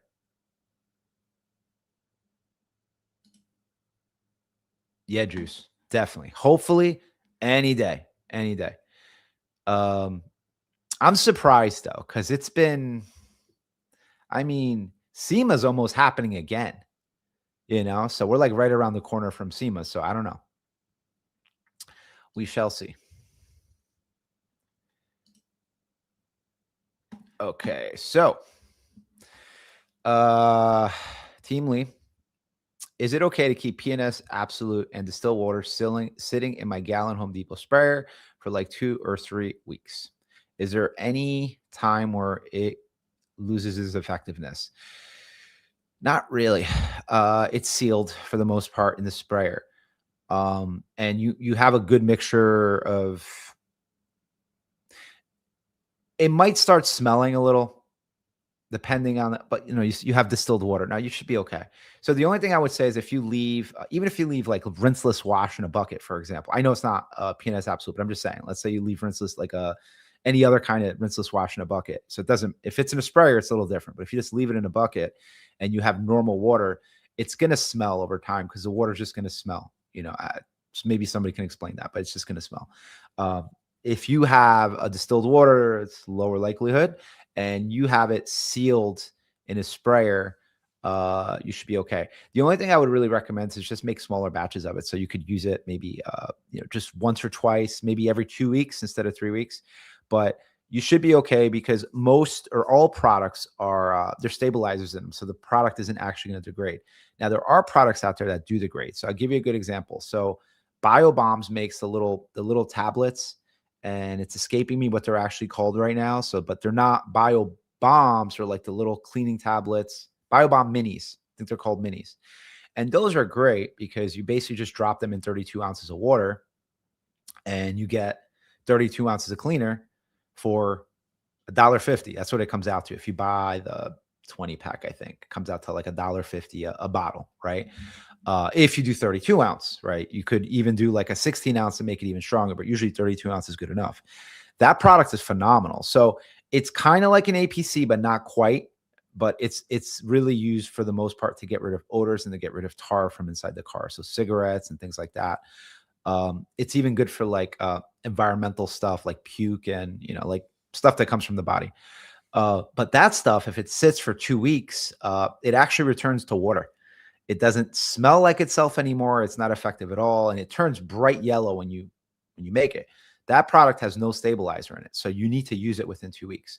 But I know that was a very long explanation, but basically what you have there is stabilized, and you should be fine, especially because it's sealed. Because it's not just the smell. What can happen is you can start getting like stuff growing in it. But since it's sealed up in a sprayer, you should be okay. But just a little recommendation: don't make product that, like, let's say you could use it within 2 weeks. I wouldn't make product any more in the future than that. Just maybe 2 weeks out, something like that. So maybe make enough for 2 washes, not necessarily one for 3 weeks, right? Biba Barra, I love how in-depth us detailers get with products, tools, and chemistry, just for the customer to care less about it and simply see a clean car. Yeah, yeah, yeah. But here's I agree with you 100%. So a lot of detailers really get into it, and they all in their own ways, right? So, and that's why I think some are so opinionated, and it's a good thing, right? Everybody has, and I always say this: whatever works for you, use it. If it works for you, use it. It's good to try other stuff, but if someone tells you, and I see this a lot, someone's telling you maybe a certain brand sucks that you're using, but if it works for you, who cares? I mean, try different stuff, but what you're saying right there is the stuff that no one sees, but it's also the reason why, when people say, oh, well, for some reason I can't get something clean, but then I call a professional and they get it done. And it must be like a chemical they're using, or they just know what they're doing, right? So that's your secret sauce, and it enables you to do a great job. And honestly, people don't care. They just know the car's clean. They know the car's cleaner than they can get it. So whether that's your skill set or also the experience that you've gathered, and like while you've been messing with, because some of it's you're just kind of messing around in the beginning, right? You're learning, especially when you get new products. You're experimenting. You're the mad scientist, right? But once you like dial everything in, it works perfectly every time. You're very efficient. It's easier to make money, right? And clients don't care. They just want to see a clean car. That's all they care about. But they would notice if you did a bad job. And I mean, say what you want, but I think they know the difference from a good detailer and a bad detailer. Like it's I see it from a mile away. I mean, and maybe I'm a little different, but I'm looking at other things too. Like when I see someone come in. So be proud of that, sir. Okay. Let's see here. Talking with cars. Lower TDS levels is helpful in many ways. I have a 300 ppm. Oh, so you're on well water. Okay.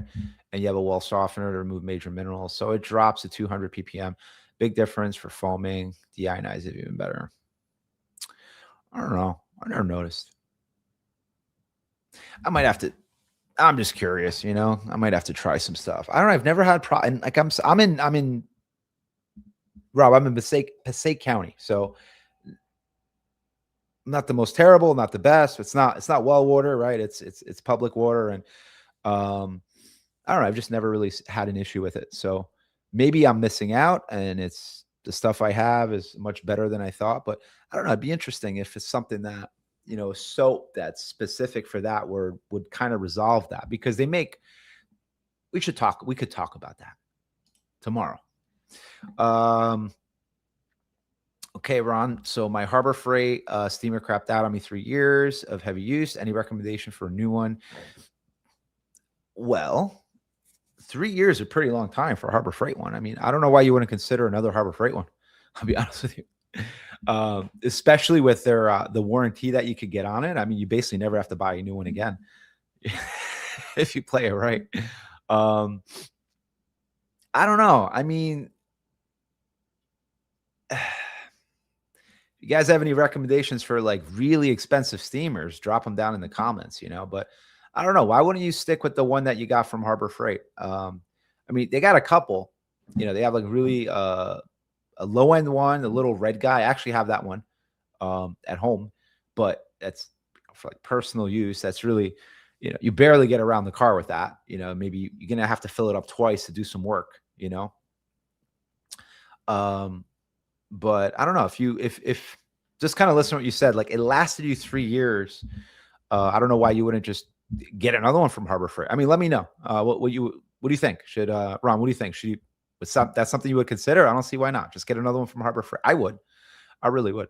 If something lasted me 3 years and it was probably pretty inexpensive, I'd probably go back again. Unless you just really want to try something different. But I'd be careful because sometimes these higher price ones might disappoint you too. Like you spend 3 times as much, it might last you a year.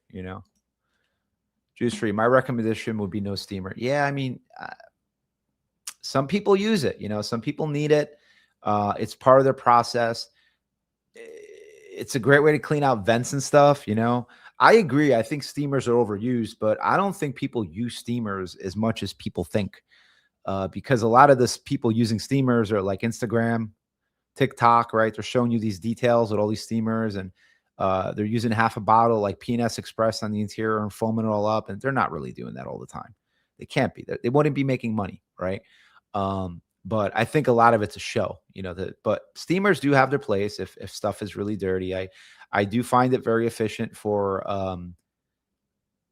floor mats, not the rug itself in the car. Not that, I mean, but I'm spoiled, right? It's just my car, right? I'm not like out there with like professional detailers constantly detailing a mess, right? Because some cars are bad. You probably really, you need that. You need the steamer. So I can't really say. But I think they have their place, but I don't know about. I think they have their places in. You can have something that's like inexpensive that you can use it if you need it for something really bad, not necessarily putting it into your workflow constantly. And I got to tell you, I have a lot of like mobile detailers that are coming in all the time, and I go check out their vans and I see what's in the van and all the different tools. And look, it's always the same stuff, right? It's a good pressure washer. Right. So right now I'm seeing lots of max flows over Krenzels, believe it or not. So that's the new that people are really pushing that. Um, you know, uh, Air compressor. If they're fancy, they have a nice vacuum with a big, with like a 30-foot hose on a reel, which I think is a great investment. And you don't have to go crazy expensive for those. There's lots of options for that. But I rarely see a steamer. I also rarely see extractors on those vans. So I'm not saying they're not out there, right? But I rarely see it. As in, I don't see these huge, big, expensive ones that you see that people say they have. I see these little things that look like they're basically powerful enough to just steam my clothes, like the smaller, like the Harbor Freight ones. So I think you'd be surprised what people are actually using as opposed to what they're saying they're using. Yeah. So you use it on carpeted mats. Yeah, same thing. So I use it on my mats, really for disinfecting, if anything. I keep a clean car, right? But your feet are dirty, so it's a good way to disinfect things. I don't use it all over the interior. I think it's actually kind of bad for it. It's a great way to, have plastics very rapidly expand and shrink, which is a great way to have leather stretch or shrink. That's why I think a lot of people have issues with like leather door panels sometimes. So I avoid it. So I use it on things like that. But not to say that people aren't using it if they have to. I think also a steamer is it makes it easier. Like let's say you're just using some chemicals and a brush on we'll go back to door panel. For example, door panel, a steamer is going to make your life a lot easier. But I think it's very aggressive at the same time. Those things get really hot. So, but since you, getting back to the original question, Ron, since you use it on carpeted floor mats and engine bay, bro, like get that little red thing from Harbor Freight, the little red one. I'm telling you, I've had it since it came out. I mean, granted, I paid less because it was, when they first come out with stuff, it's like, super cheap. And I've had no price. The little red thing, as long as, full transparency, as long as you don't mind like refilling the tank, because it might not last the full car, but you're just doing mats and engine bay. So it'd probably be all right, and so what if you have to refill it, between it gets hot pretty much right away. I think it's $29 right now. You can't really beat that, right? And then if you get the warranty on it, that thing it's good for life at that point. Whenever you think it's about to break, just bring it back. Uh you've also melted candy and couple there. See? I mean what you have or you've done. And also on melted candy, yeah. Oh, okay, okay, I see what you're saying. It's good to get that out of absolutely, right. So it's good for that kind of stuff. It's good to disinfect in those areas as well. Another good use for it is, let's say you have like for your own personal car. If you have like a baby seat in the car, it's a great way to disinfect the baby seat. Because things happen, right? So it's steam is a very effective tool for disinfecting, and you don't have to use harsh chemicals. Right. So that would be a good use case. So say you had, something like that. Um, and I'm sure enough to tell you guys that if you are like pro detailers, that you should never take a baby seat out of the car. Have them take it out for you and have them reinstall it themselves, because that's a huge liability. And if they don't know how, you could just basically have them take it out and then have them take the car to the local fire department, and they will happily install the baby seat for them. Just in case you don't know, fire departments will do that for free. Wesley Santana, what's a good product as far as protection and sealant for windows? Have you tried Quiver Seal? I have tried Quiver Seal. So there's lots of different window sealants. I mean, like Soft 99. They're like lots of different products for it. But I think a good way to kind of handle your windows, if you wanted to really kind of seal them up, is I would not. I know some people fight me on this. Maybe they won't. I would not put ceramic on your front windshield. I wouldn't do it. I would instead, so side windows, honestly, just if you have extra ceramic coating, just ceramic coat the glass. If you don't, if you have like a ceramic detail spray, right, just spray it on the windows. After the windows are clean, just spray it on the windows, and they're going to beat up like the rest of the car. I would not use ceramic on the front window because I've had experience where when you put something with ceramic, even though it's just like a sealant, the wipers jump. They jump on the windshield a little bit. Instead, I would use some kind of a graphene spray on the front window, and you'll get the same effect as far as water beading goes.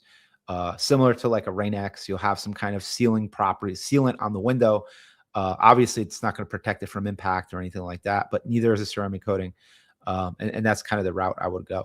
I don't believe in ceramic coating front glass. I know they have specific coatings for that, but I've seen the same thing happen where the wipers jump. I don't know how else to describe it, but if you guys have had it, you probably have experienced it, or you might think your wiper blades are going bad, but you might change them and it's doing the same thing. But that's what ceramic coating tends to do to it. So, but that's why I prefer like a graphene or something, which is also available in the spray. Ron used for candy melted stuff spray. It's just then wait as long as. Yeah. Yeah. I mean, you can melt it, you can just melt it, and you can make new candy out of it, and you could, it's a snack. I don't know. Total chaos. So as a weekend warrior who is now getting steady clients, what piece of equipment would you suggest upgrading first? I'm currently doing at least 3 cars a week. So luckily there's not too many questions below you right now. So now you could quickly turn around and give me my response real quick. Why don't you break down what you're currently using now? So, what kind of pressure washer you're using, what kind of vacuum you're using. Yeah, let's start there. Let's see what you got there, because you might not need to do anything, right? But give me a general idea what you're working with right now, because you might not need to upgrade anything, especially, but let's see what you got. Tell me, I mean, if you're just using a hose, you don't have pressure washer, I'd say get a pressure washer, right? But let me maybe quickly put together like a list of stuff that you're using now, and I'm happy to let you know what some of the stuff that might make sense to upgrade. I'm always looking at the financial part of it, right? So what makes most sense, Okay.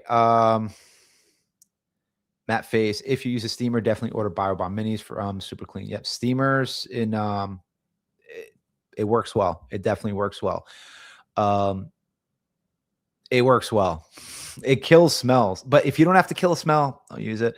But if you do, I would absolutely use that. It's a good, especially if you're pro tip for you, especially if you have the people I'm talking about. There's like tar on the inside of the windows that like you basically got to use a razor blade to get it off.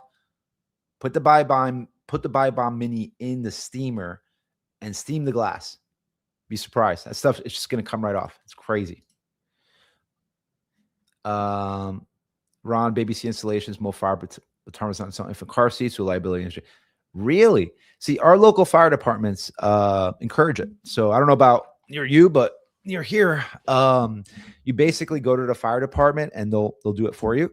They also offer classes. I don't know if they do that by you, but like once a year, like our local fire department offers classes to people so they understand not just how to install it, but other like safety things to do with the child in the car and stuff like that. So funny that your fire department will do it, but here they're. So I guess it depends. So ask if they'll do it. But this is a great note here that if you're a detailer, do not uninstall the child seat. Have them take it out and have them put it back in. You are opening yourself up for a world of pain, and also, if you make a mistake, you will feel guilty forever. So let's not let's not do that. Air compressor first. I didn't read it yet, Juice. You're gonna have to wait. I'm probably gonna have the same thing as you. I'm probably gonna say the same thing as you. MV glass sealer is good. It is. It's definitely good. Checking in. Hey, DIY Kane, how's it going? Okay, so we're using a Ryobi pressure washer and a rigid shop vac. So I would cheap thing to upgrade. First is Harbor Freight, if you can find it, because they're always out of stock of this thing. I would go get their hose. And maybe you have a more, because there's different levels of rigid shop vac. So maybe the hose that you got with your rigid shop vac is of better quality. But usually the like stock hose that comes with the rigid shop vac is trash. It's like hard and it scratches doors real easily, like the door sills and stuff like that. They're just not easy to work with. Harbor Freight has a kit that it comes with a hose and a couple different attachments that'll fit basically any vacuum. It's very nice pliable hose. And it's like half the price of the one at Home Depot, right? And it's of the same quality. It's red instead of orange, right? If that matters. I like the red hose. I personally have it. I think it's great. That's a nice, cheap upgrade. And to just kind of agree with Juice Free, as much as I don't want to, Juice, but yeah, he's right. Air compressor is a good way to go because, adding that to your workflow could be very convenient. You get yourself an air compressor. You don't have to go buy a big expensive Tornador right away. A lot of air compressors actually come with the little just blower, that you could use. Just having the ability to blow a little bit of air will make your details that much easier. Compressed air goes a long way, whether you're, hitting the dash, the vents, but especially the carpets and you're trying to, move stuff around while you're vacuum before you vacuum it or after you vacuum it. So I would definitely look at a compressor. You don't have to go too crazy, you don't have to spend $1,000 on a compressor. You could probably spend $200, $250 on a compressor and get something very nice. Or you can get yourself a pancake compressor. Those are the ones that, little round things. Those will spend more time filling themselves up as you're using the air, right? But you could pick one of those up for pretty cheap for like $80. But yeah, compressor is the way to go. I would get something in like the $250 to $300 price range, just so you have enough air capacity if you ever do get a Tornador, because a Tornador needs quite a bit of air to work.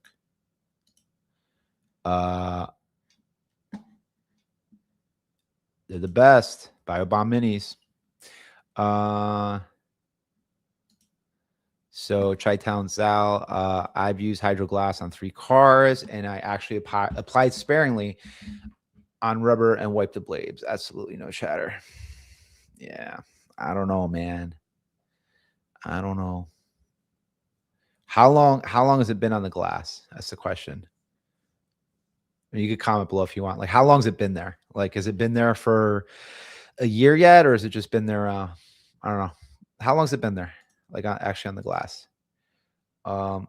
Tin Man 4545. Hey, Active's dropping their washer.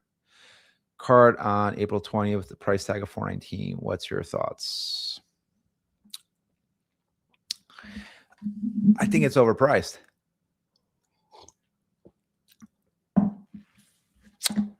Just saying. I think it's overpriced. Love them as a company, but I just think, it's $419 is kind of a lot of money. So I think it's a bit much. There's probably other things you could do. I have the Harbor Freight kit. Oh, good. That's the hose. I'm telling you, can't go wrong. We've been out of stock of that thing for like the longest time. I might have actually found something very similar to it to actually sell in the store, because I've been looking for a hose solution. Very, very similar, except it's black. And that'd be like $5 less than Harbor Freight. So that's something I'm looking at right now that it's hard. It's hard. It's like weird stuff is hard to stock for the store. Stuff you don't expect, that it's like, why can't I get this in good quality, And it's like things like hoses, or, the beginning was buckets. I talked about that recently in the Clear Coat Confessions podcast, where I was saying how hard it was to get buckets in the beginning, which is like the oddest thing. But yeah, a good hose is hard to find. A good pressure washer handle upgrade. I agree. It also depends on which Ryobi you got. So if you got the one, the auto detailing pressure washer, but their handle's decent, the one that you get, it comes with the shorty handle, and they give you the foam cannon that you should just throw in the garbage. It's the most ridiculous thing. They did so much right with the Harbor Freight, with the Ryobi pressure washer. They did so much right. Like, everything is right with that thing, except for that cheap garbage foam cannon that they give you with it. If they would have spent like another $3 on their side and charged maybe another $10 and given you like a decent foam cannon, that would have been a bargain. Like, oh my God. But it depends on which one you have, which Harbor Freight again, which Ryobi pressure washer you got. If it was like the automotive one with the shorty handle, you could probably get away with that for a while. If it's the other one with like the long handle and you need the special, you know what I'm saying, the special attachment to put the foam cannon on, definitely upgrade. But if you got the shorty one, you'd be all right for a while, unless you just want to, right? But talking necessity, of what you actually need. Look, I sell this stuff, right? I could tell you all day, yeah, buy, but I'm just saying, like, you probably, if me advising you of what to buy for your business and make money, that's probably not like the first thing I would tell you. I would tell you to go buy other stuff first, so you could, make your life easier, put out a better product in general, quicker. There you go. Not all departments have one on hand. There you go. So they're called child passenger safety technician. So not all departments have one on hand, but yes, child seats, I don't touch it all. There you go. So there's the explanation, I guess. Some do and some don't. Some departments do and some departments don't. And it's a good call to just not touch them, because it's not, have them remove it. If they want it cleaned underneath, have them remove it, because they probably installed it. And if they didn't install it, they can go back to whoever installed it for them. You just don't want any of that, Smaller blowers work for that purpose. Instead of having an air compressor, I'm assuming you're saying. Yeah, you could. But say you're building out like a like a professional rig, or like you're getting more pro with detailing. I think a small air compressor is not a bad thing to have, even for yourself, right? It's really nice to have an air compressor if you want to just fill up your tires, it's like, it's good to have for sure. But yeah, you're right. Like small blowers, you could use that you could use that for pretty much what you would, an air compressor, even though they don't quite put out as much output as some air compressors, but they're still pretty good. Smoking Rat, hit that like button. Oh, thank you guys. Please do hit the like button. It does help me tremendously, because after this is streaming, it becomes an actual normal video, and then people come in and watch this later. So the more likes you give and comments and things like that, interaction on the video, the more it helps the video show up more. So anything you could do would much be appreciated. 1.5 years, really? Huh, that's interesting. I don't know. Maybe you're doing it different, but I don't know. I've seen issues like myself, and I've had so many people complain about it. like just in general, like that they refuse to do it. Maybe it's a environmental thing, like a regional thing with the humidity. I don't know. Total chaos. I need to find the supplier who's a huge Red Bull fan so I can trade Red Bull product for swag for products. Do you have a Red Bull fridge? Let me know if you have a Red Bull fridge. We could talk about it. I'm actually looking for a cooler for the store right now for some beverages, a little beverage cooler. So hey, there's your opportunity.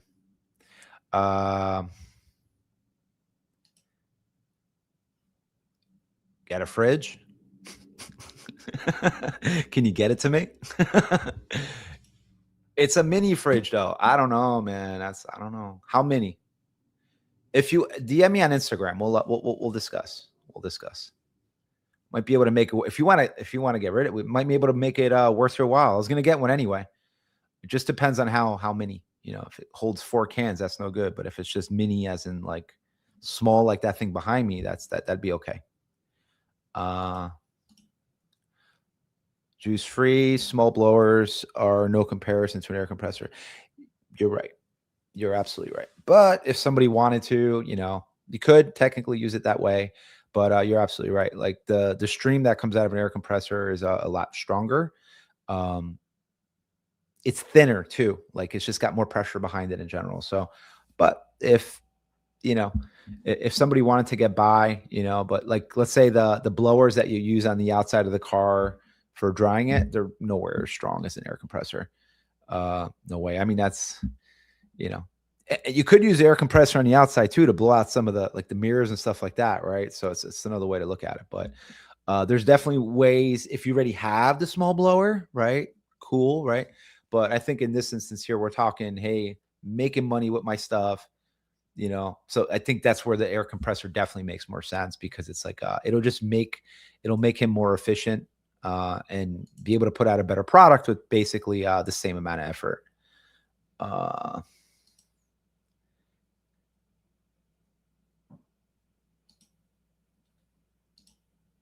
See, okay. See, now we're talking. Hey, let me know if you wanna do some trades. We could do some trades. I'm okay with that. I'm okay with. You might save me all the aggravation trying to find one of these things because I need something really like. If it was like big, it'd have to be like slim where I could fit it somewhere where it's out of the way because I'm trying to sell beverages in the store, and also give me some place to store my own kind of stuff too, because I don't actually have a fridge in the store right now. So I'll be doing double duty, What do you need? I've been looking for a small redwood fridge. That's exactly what I need. Small Red Bull fridge.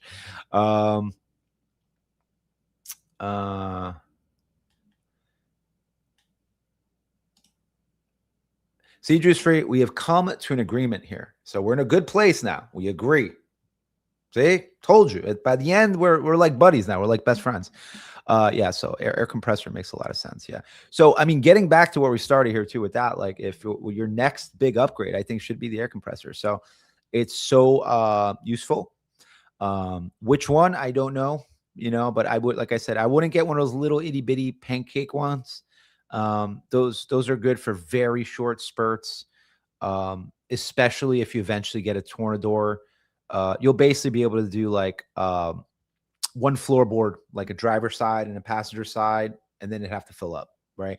So I'd recommend getting something a little bit better. You don't have to get some, like the Harbor Freight Fortress. You don't need that, unless you have a garage and have the room. Why not? I mean, if you want to spend that money, but I think you can get away with finding something for like $300 or maybe look on Marketplace, but it's definitely a good idea. Dr. Extra Dimensional, thinking about opening a supply store in my area, but we get winter. Is it worth it? We get winter as well. It's worth it if you also have a presence online where you can also sell products during the winter months, because even though there's still business that gets generated, like our store opened in like a winter month, it was March, and we still had business. People still came in to buy stuff, but it's significantly reduced because, people aren't doing it quite as much. So if you have some online sales, sure, maybe, right? But Depends on the area, depends on the people too. So it's I don't know. I don't know if it's worth it, you know. So I mean, it's been okay for me so far, but I think it's a big risk if it doesn't work, right? So I would I don't know.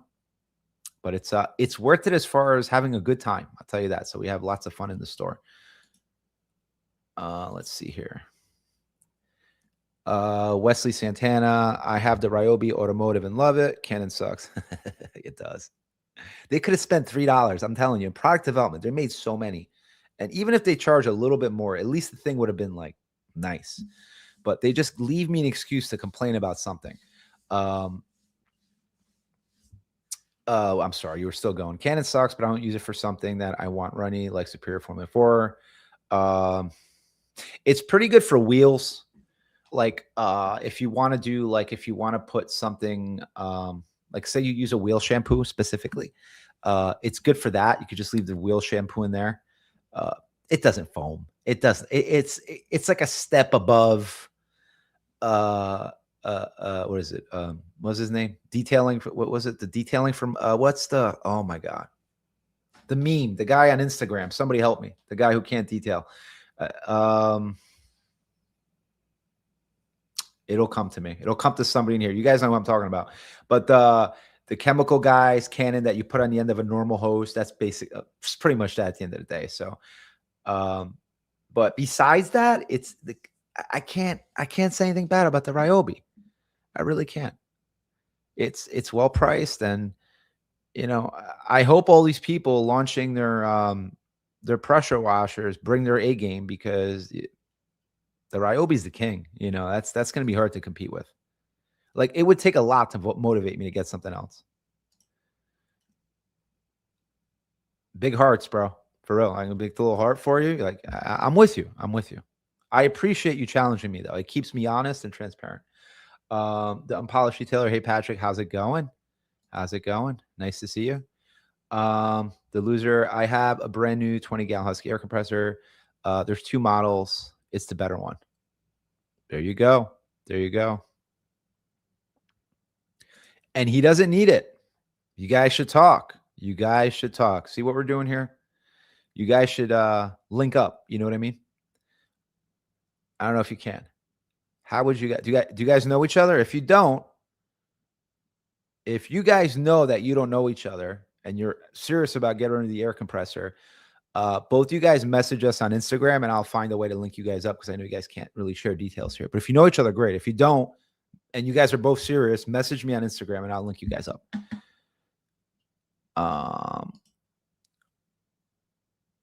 Juice free. Don't just be a detail store. Buy a cleaning store, janitorial supplies. Yeah,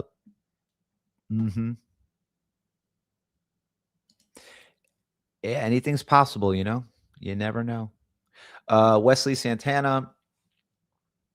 I have the Ryobi Automotive and love it. I use a Canon for something like Superior Form. Wait, I answered this. I'm sorry. I am sorry. Oh, I missed some stuff too. Wait, so the hose kind of sucks, but it'd be better adding as well. Okay, so let me actually jump in real quick here. So the hose from Harbor Freight is great. The blue one, who makes it? Merrill makes it, I think. That's a good hose. Little short, 25 foot. It is a good hose. It is a lot cheaper than, like, let's say the Quiver one I sell, but I sell a 50 and 100 foot in Quiver, so it's a lot longer as well. But the Harbor, it pairs perfectly with what you got. So if you were to get the Harbor Freight hose and get yourself, let's say their gun ain't bad either. The swivels, but it's a swivel. But the Harbor Freight hose is definitely, I think, a great upgrade. It's like, comparatively speaking to the Ryobi stock hose they give you, the thing is a dream. It's an absolute dream. But if you're gonna get that, just get that. Don't go feel the other ones, because you want the, like, the Quiver one or whatever, you know, like there's some Continental hoses out there, things like that. But I think that's perfect for the Ryobi setup. It doesn't match, it's blue, but if you like blue, it's perfect. And it doesn't all have to match anyway. So Dr. Extra Dimensional, what state are you in? And thanks for addressing the question. We are in New Jersey. New Jersey, the Garden State. I don't use Instagram. That's fun.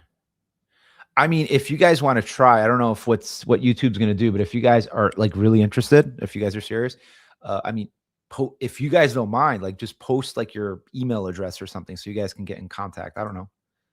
I want to link you guys up, right? This is good. You know, this is community, right? But if if I don't think YouTube's going to block it, but if either one of you guys are comfortable with putting out an email address out there, you guys can get in touch. I would not put a phone number out there though, because this is going to stay live. And the comments are going to be visible. So I don't know if I could delete it after. So that's the thing. So I just, if you were, I would just put out an email address that you're comfortable with being out there. That's all. Maybe your business email address or something.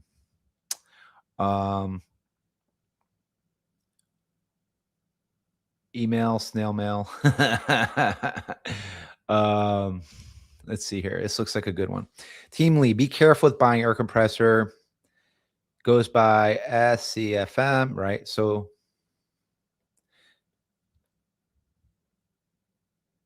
yes, exactly. So you want to look at how many PSI it could push continuously, not peak.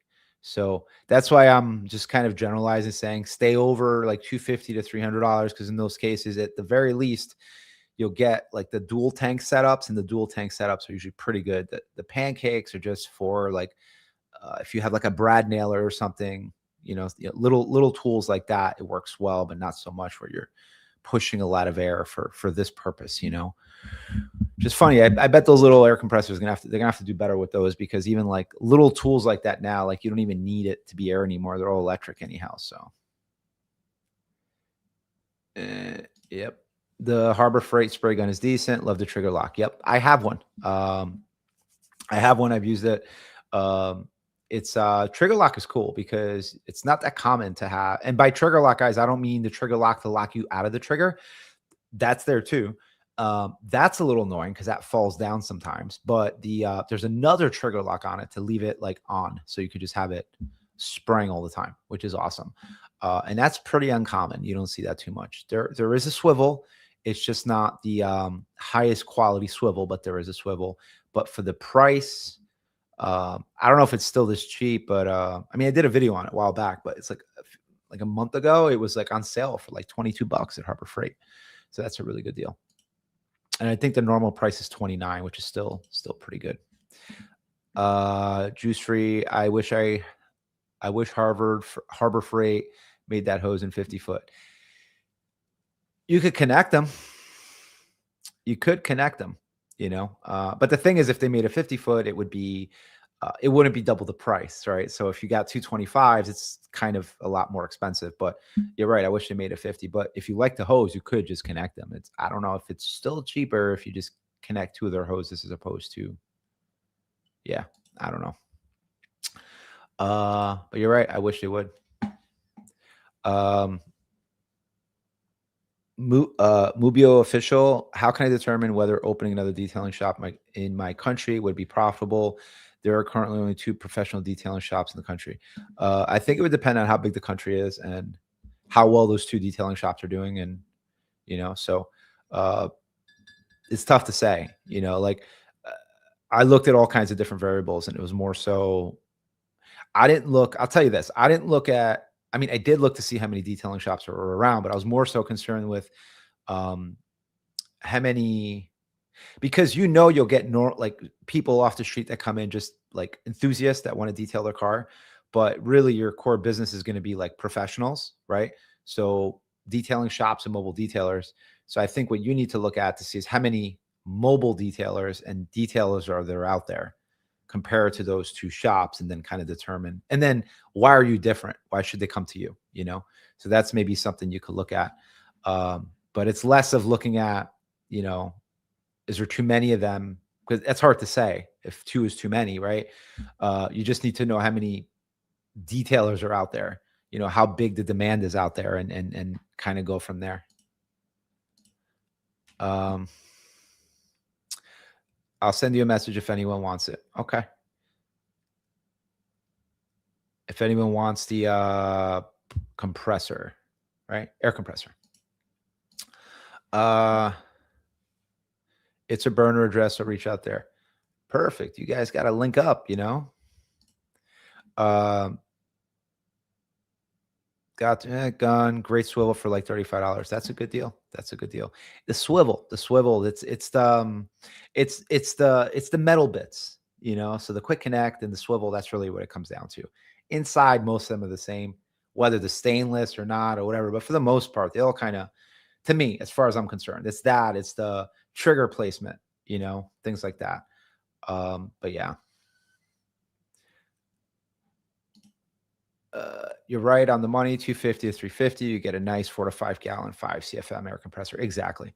So you don't need, you don't need a you don't need something for like I mean, it'd be nice for, you probably still use it once in a while for like an air gun or something to take off your wheels or something, right? Even though people don't use those so much anymore.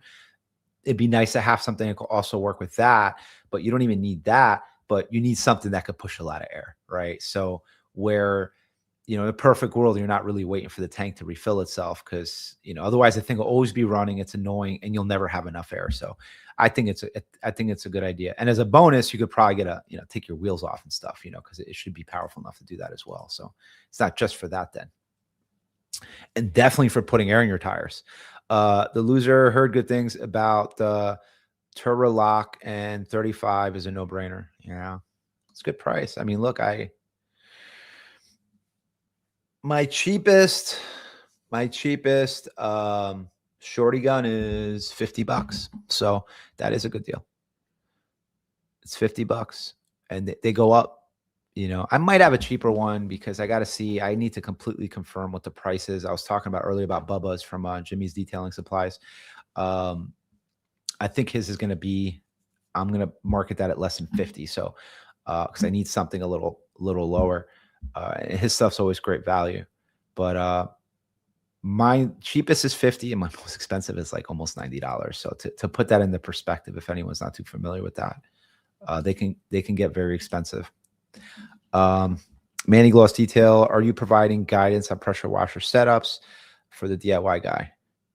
The end-to-end from garden hose to pressure washer gun is a lot for some folks. Oh, come on. They could do it. They could do it.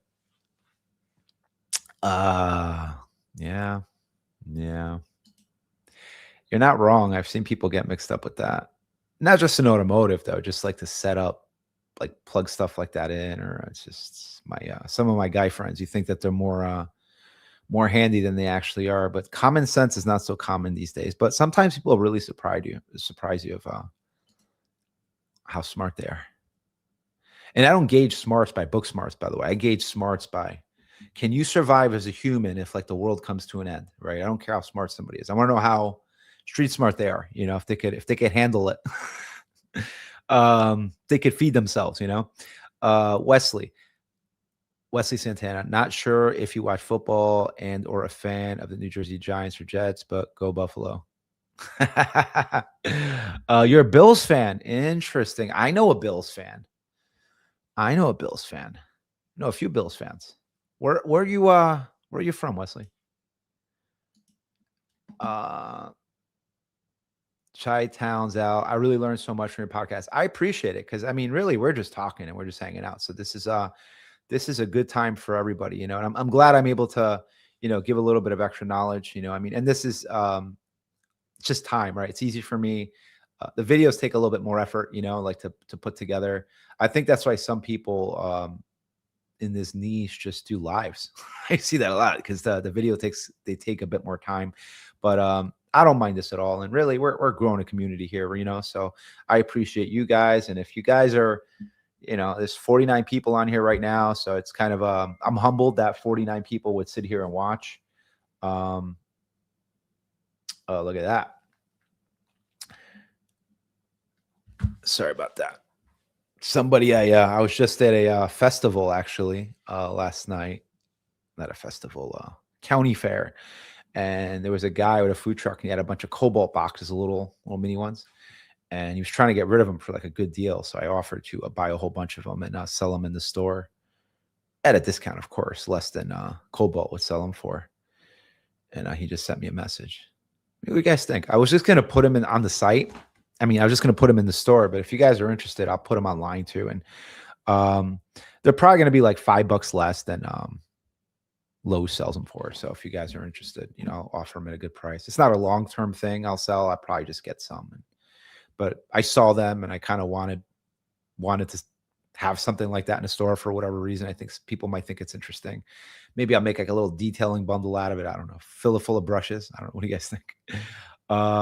Yeah.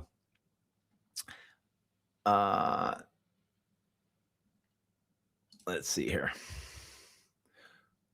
Mumbio official, the two biggest detailing distributors in my country make around $930K and $90K a year. There are around 200, 300 detailers here. Do you think it's worth starting my own distribution business? So you're saying one makes $1 million, like 930K, and the other one makes 90K? Seems like a huge disparity there. Like the one really has a hold of the business. I mean, I can't really provide business advice, what I don't like, I'll be honest, just off the top of my head here, what I don't like is that one is almost at $1 million and the other one's at only $90,000. So why does that one have such a grip on the market? That's something you have to ask yourself. Like, how can you be different where, you would come in somewhere in the middle there, below there, right? So what would make you different that people would buy from you? For me, it's my product selection in my specific region. I have very different product selection than some of the other, just a couple other detailing supply stores.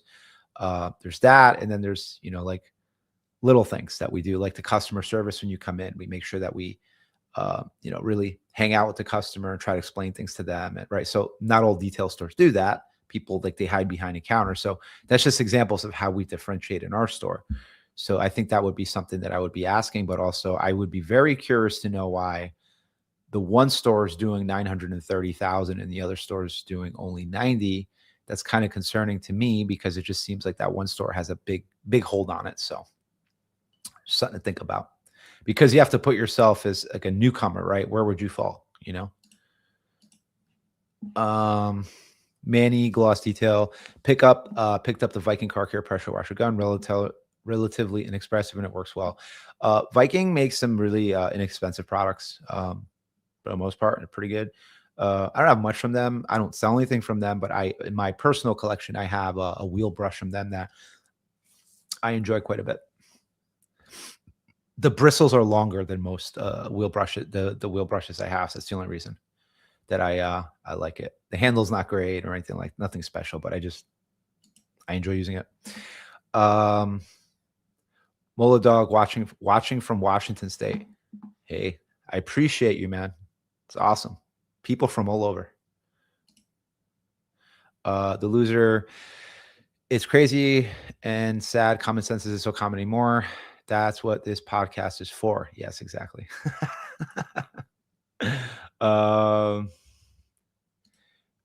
Those Cobalt ones suck. Harbor Freight ones are much better. Are they though? Why? I'm going to have to Google that afterwards and see the difference before I commit to this guy. The price is right though. It's got all the colors.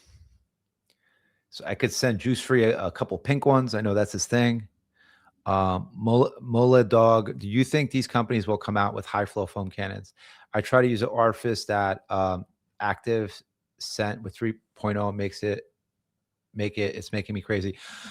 I don't think companies are going to make specific foam cannons that are high flow because the orifice is what you basically change to change the flow, right? So I know it's driving you crazy, but you might want to look into some different orifices. I'm surprised Kiev doesn't have a video on this. I'm assuming you mean the Active 3.0.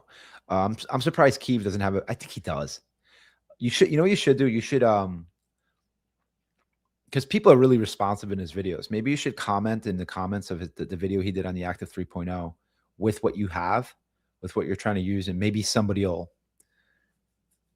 help you out and respond. Or maybe he will, because I know he did check out the video. He might have done that exact combination of whatever you might have, but I don't think they're going to change the actual foam cannons necessarily, because that's essentially what those orifices are for. You can switch, you can switch the orifices and change, how much foam you're going to get or not get, depending on the pressure. Cobalt colors are nice. Yeah, he's got all the colors. I mean, what am I going to do? It's beautiful. I mean, he's got, I wouldn't be much, but I don't know. I mean, they're kind of useless, but they're not, it's kind of like, it's like somewhere to put, you put little things. You guys know what I mean? Like, I would use it, I'd put like my keys in there and my snacks, Wesley Santana, born in Washington, moved to South Florida mid-90s, and always loved the only real New York football team. That's what I hear, man. The fans are Bills fans are pretty hardcore. Manny gloss detail. Viking also has nice wheel brushes, very ergonomic, and priced right. Yeah, that's exactly what I was talking about. I have their it's old, so they probably don't make it anymore, but it's like an older one. It's like it got like a gray handle, blue bristles, and it's like all rubberized and stuff too. But I mean, it hasn't fallen apart, but it's not like it wasn't crazy expensive for whatever it was, but it's decent. It's decent. I use it, I have lots of options, and I go back to that one. And I'm telling you, I think it's just because of the length of the bristles. Just because of the length of the bristles. I think that's what it is. It seems like it goes like further in than some of the other stuff out there. Harbor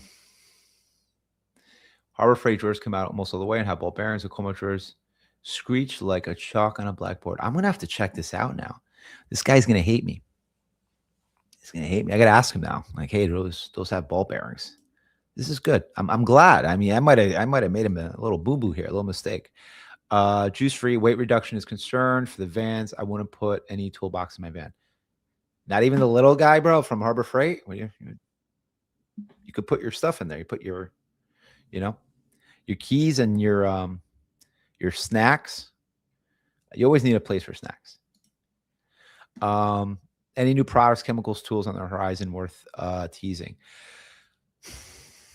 No, it's kind of boring. It's kind of boring stuff. It's like, brushes and, just like the normal stuff, more so brands and stuff. But even that, I really can't say much. Polishers, there's some polishers coming that are going to be like really cool colors. It's just colors. That's going to be kind of cool. Potentially some cobalt toolboxes, unless they screech when the doors open, or unless Juice wants a bunch, then I'll put in a special order specifically for Juice. Let's see. Build your own van. A lot of these companies are not concerned about the transmission. Yeah, you're right. Oh, I'm sorry. You were talking about somebody else asking about vans. Yeah. Yeah, you got to be careful with that. Yeah, be careful with how much weight you put in a van, where you put the weight, kind of water tank you use. Yeah,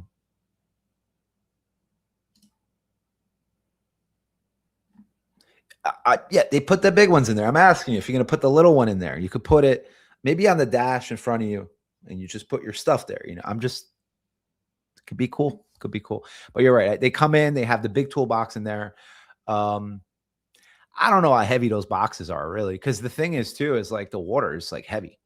So, people come in and they have like huge tanks, so what's water? 8 pounds per gallon, right? They have like the 100-gallon tanks, and that's a lot of weight. The smart people put it directly over the rear axle where the weight is, but you're right. Like those toolboxes are heavy. Plus you got to put it against the wall in a van. So you have all the weight on one side. So it could be bad for not just the transmission, but also kind of funny on the suspension as well. So, yeah. I don't know how useful a toolbox is in there either, to be honest with you, because like how much time you really spend like on it almost looks more aesthetic than anything else. And I've seen them, like they're in not the little vans that come in, but like the larger vans, there's room for that.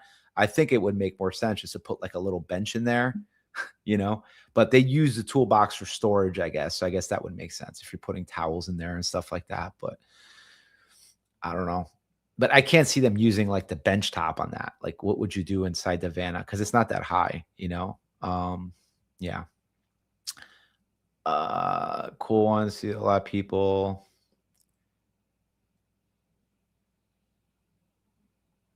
What's this here? Okay. Okay. So this is back to opening a detailing store. I probably should ask you what country it was. I guess it doesn't matter. The first sells many brands while the other sells his own. Do you think there's room for another multi-brand distributor? I mean, that's why. Okay, so that's why that one is doing so, or maybe they've been around a long time too, but that one's been doing so much because maybe they've been around longer and they sell lots of brands. The other guy's just selling his own brand. So if he's just selling one brand, that actually, I guess, makes sense. So like 90K for one brand, that kind of makes sense. Because then if you flip it, the other guy's selling multiple brands. He's probably selling about the same volume per brand. That makes sense. Um, it's hard to say. I mean, to me, 200 or 300 detailers don't sound like a lot. But if 200 or 300 detailers are equating to, because you have, what'd you say, 930,000, and then the other guy's doing $1 million, so that's like 1.2 million in sales for 300 detailers. There might be room for you. I guess it just depends on what your, you know, what your plan is, right? Are you trying to have $1 million business? You're probably not going to get $1 million business because the other guy would have to go away to do that, right? I think they might already be kind of at peak at that point, you know? But if you're trying to start a business for maybe like trying to do like $100,000 a year, a couple 100,000, you probably do it. But you would probably have to be similar to the guy who is like selling all kinds of brands, not just the guy selling his own brand. And then you have to find a way to differentiate yourself from the guy who's selling, the guy who's been selling, who's doing $930,000. And unfortunately, the only real way to differentiate yourself is sell for cheaper in the beginning, right? And that's hard because it's hard to do that sometimes. So I don't know. It's hard to say. I mean, maybe, but I can't really, like I said, I can't really give business advice because I don't know. But sounds like there's only two people doing it. There's could be potential there, The loser, I have a full size Husky box and the little guy on the top. That's right. And that little guy on the top is not causing your transmission any damage. The big box might, not the little guy though. Harbor Freight has a modular system like Milwaukee, which included a modular shop vac. That's pretty cool, actually. Let's see here. Four-cylinder turbo running full-size toolboxes with 100-gallon tanks. Yeah, it's tough because the tank is like, I think the tank's the toolbox isn't that heavy because no one's really putting tools in those toolboxes. Those toolboxes are they're Husky or whatever, not Husky, whatever the Harbor Freight brand is. So they're probably like 200 pounds. And then they're just, all these guys just put like towels in the toolboxes. Maybe some little bit but not like tools, but the water's heavy. And honestly, it's kind of dangerous not to have that tank almost full because it sloshes so much. So yeah, they're carrying around like 800 pounds of weight constantly. So either smaller tanks or something, but I don't know. If it works, it works. But you're right. It's definitely a lot of strain on the van. That's why some of the bigger vans are better because they're kind of made for that. Like they're made to carry that additional weight. Like 800 pounds, 1,000 pounds shouldn't be much for one of those big vans. But those little vans, even though they're very cool and they're maneuverable and you can actually fit quite a bit. Just had one recently come in that looked really cool, like a smaller van. He has a 50-gallon tank in his. So that's, it's 400 pounds. So it's a little less, but still, those smaller vans they were never really made to carry that much weight. But if you're making money with it, Wesley Santana, have you tried either Rag Companies or Quiver's new pressure washer accessories? So the Quick Connect kit is no different than the old one that they had. They just brought it back from a Quiver, for example. That was a very nice Quick Connect kit. It was basically out of stock, I think. Correct me if I'm wrong. I don't think they made any change at all. So he was just re-releasing it. And I haven't tried any of the other accessories yet at all. So, because I haven't actually gotten any of them. So I haven't tried them yet. Yes, great idea. So the old public works trucks use ambulances. Ambulances are great like that. So they're solid.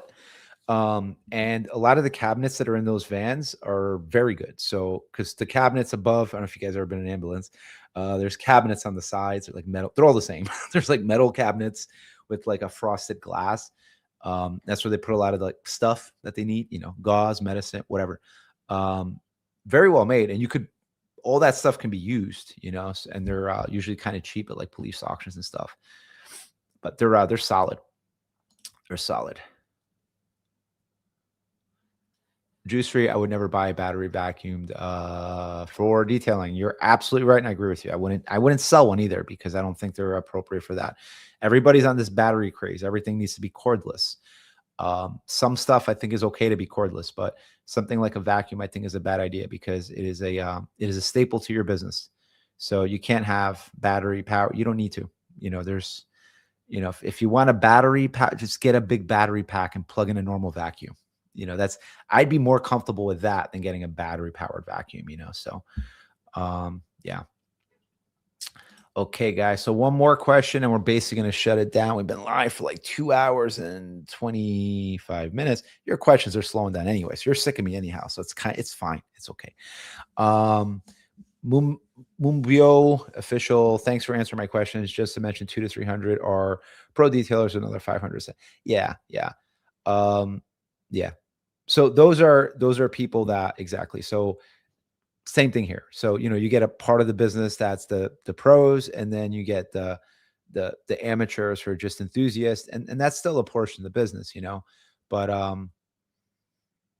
it's, it could be, like I said, it could be an opportunity, but it's just kind of hard to, say, I don't know how serious you're taking, if I say, hey, it's a good idea, I don't know if you're going to just go do it. Right. So that's why I'm being kind of cautious with what I say. I doubt that's what's going to happen, but just in case, it sounds okay, but I wouldn't be able to really, and I just have like experience with my own shop too. Right. So I'm not some, auto detailing supply store building expert either, so I know business, that's how I determined if this was a good idea or not, just use normal business, business cases and analytics and things like that. But hey, look into it more. If you feel comfortable with it, you might have an opportunity, and it sounds like it's something you enjoy. So it could be, it's nice when you do something that you enjoy.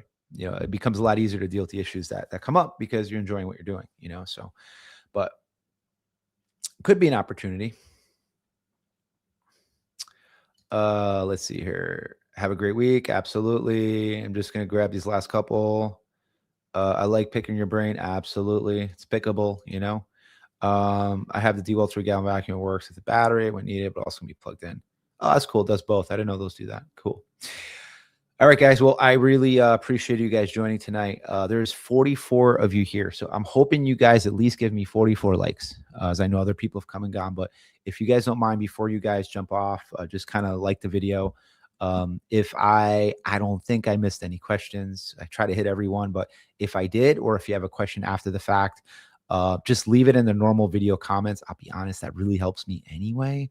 So just leave anything in the comments. It doesn't really matter. But if you have a question, please leave it in the comments. And as I guess at this point, as normal, usually streams, if I stream on a Sunday, I will get to your questions on Monday. Because it takes a bit for them to show in the actual stream. The stream will become this stream here will become a normal video. So if you drop a question in there tonight, you'll get an answer by me, midday tomorrow. So I'll reply back to you. And those guys who are trying to make a deal on the air compressor, if you guys are serious, like I said, DM me on Instagram or Facebook or whatever, and I'll be happy to link you guys up in case you guys don't want to share your information. But yeah, so thanks so much, guys. I appreciate you guys joining. Yeah, have a great rest of the weekend and have a great week ahead.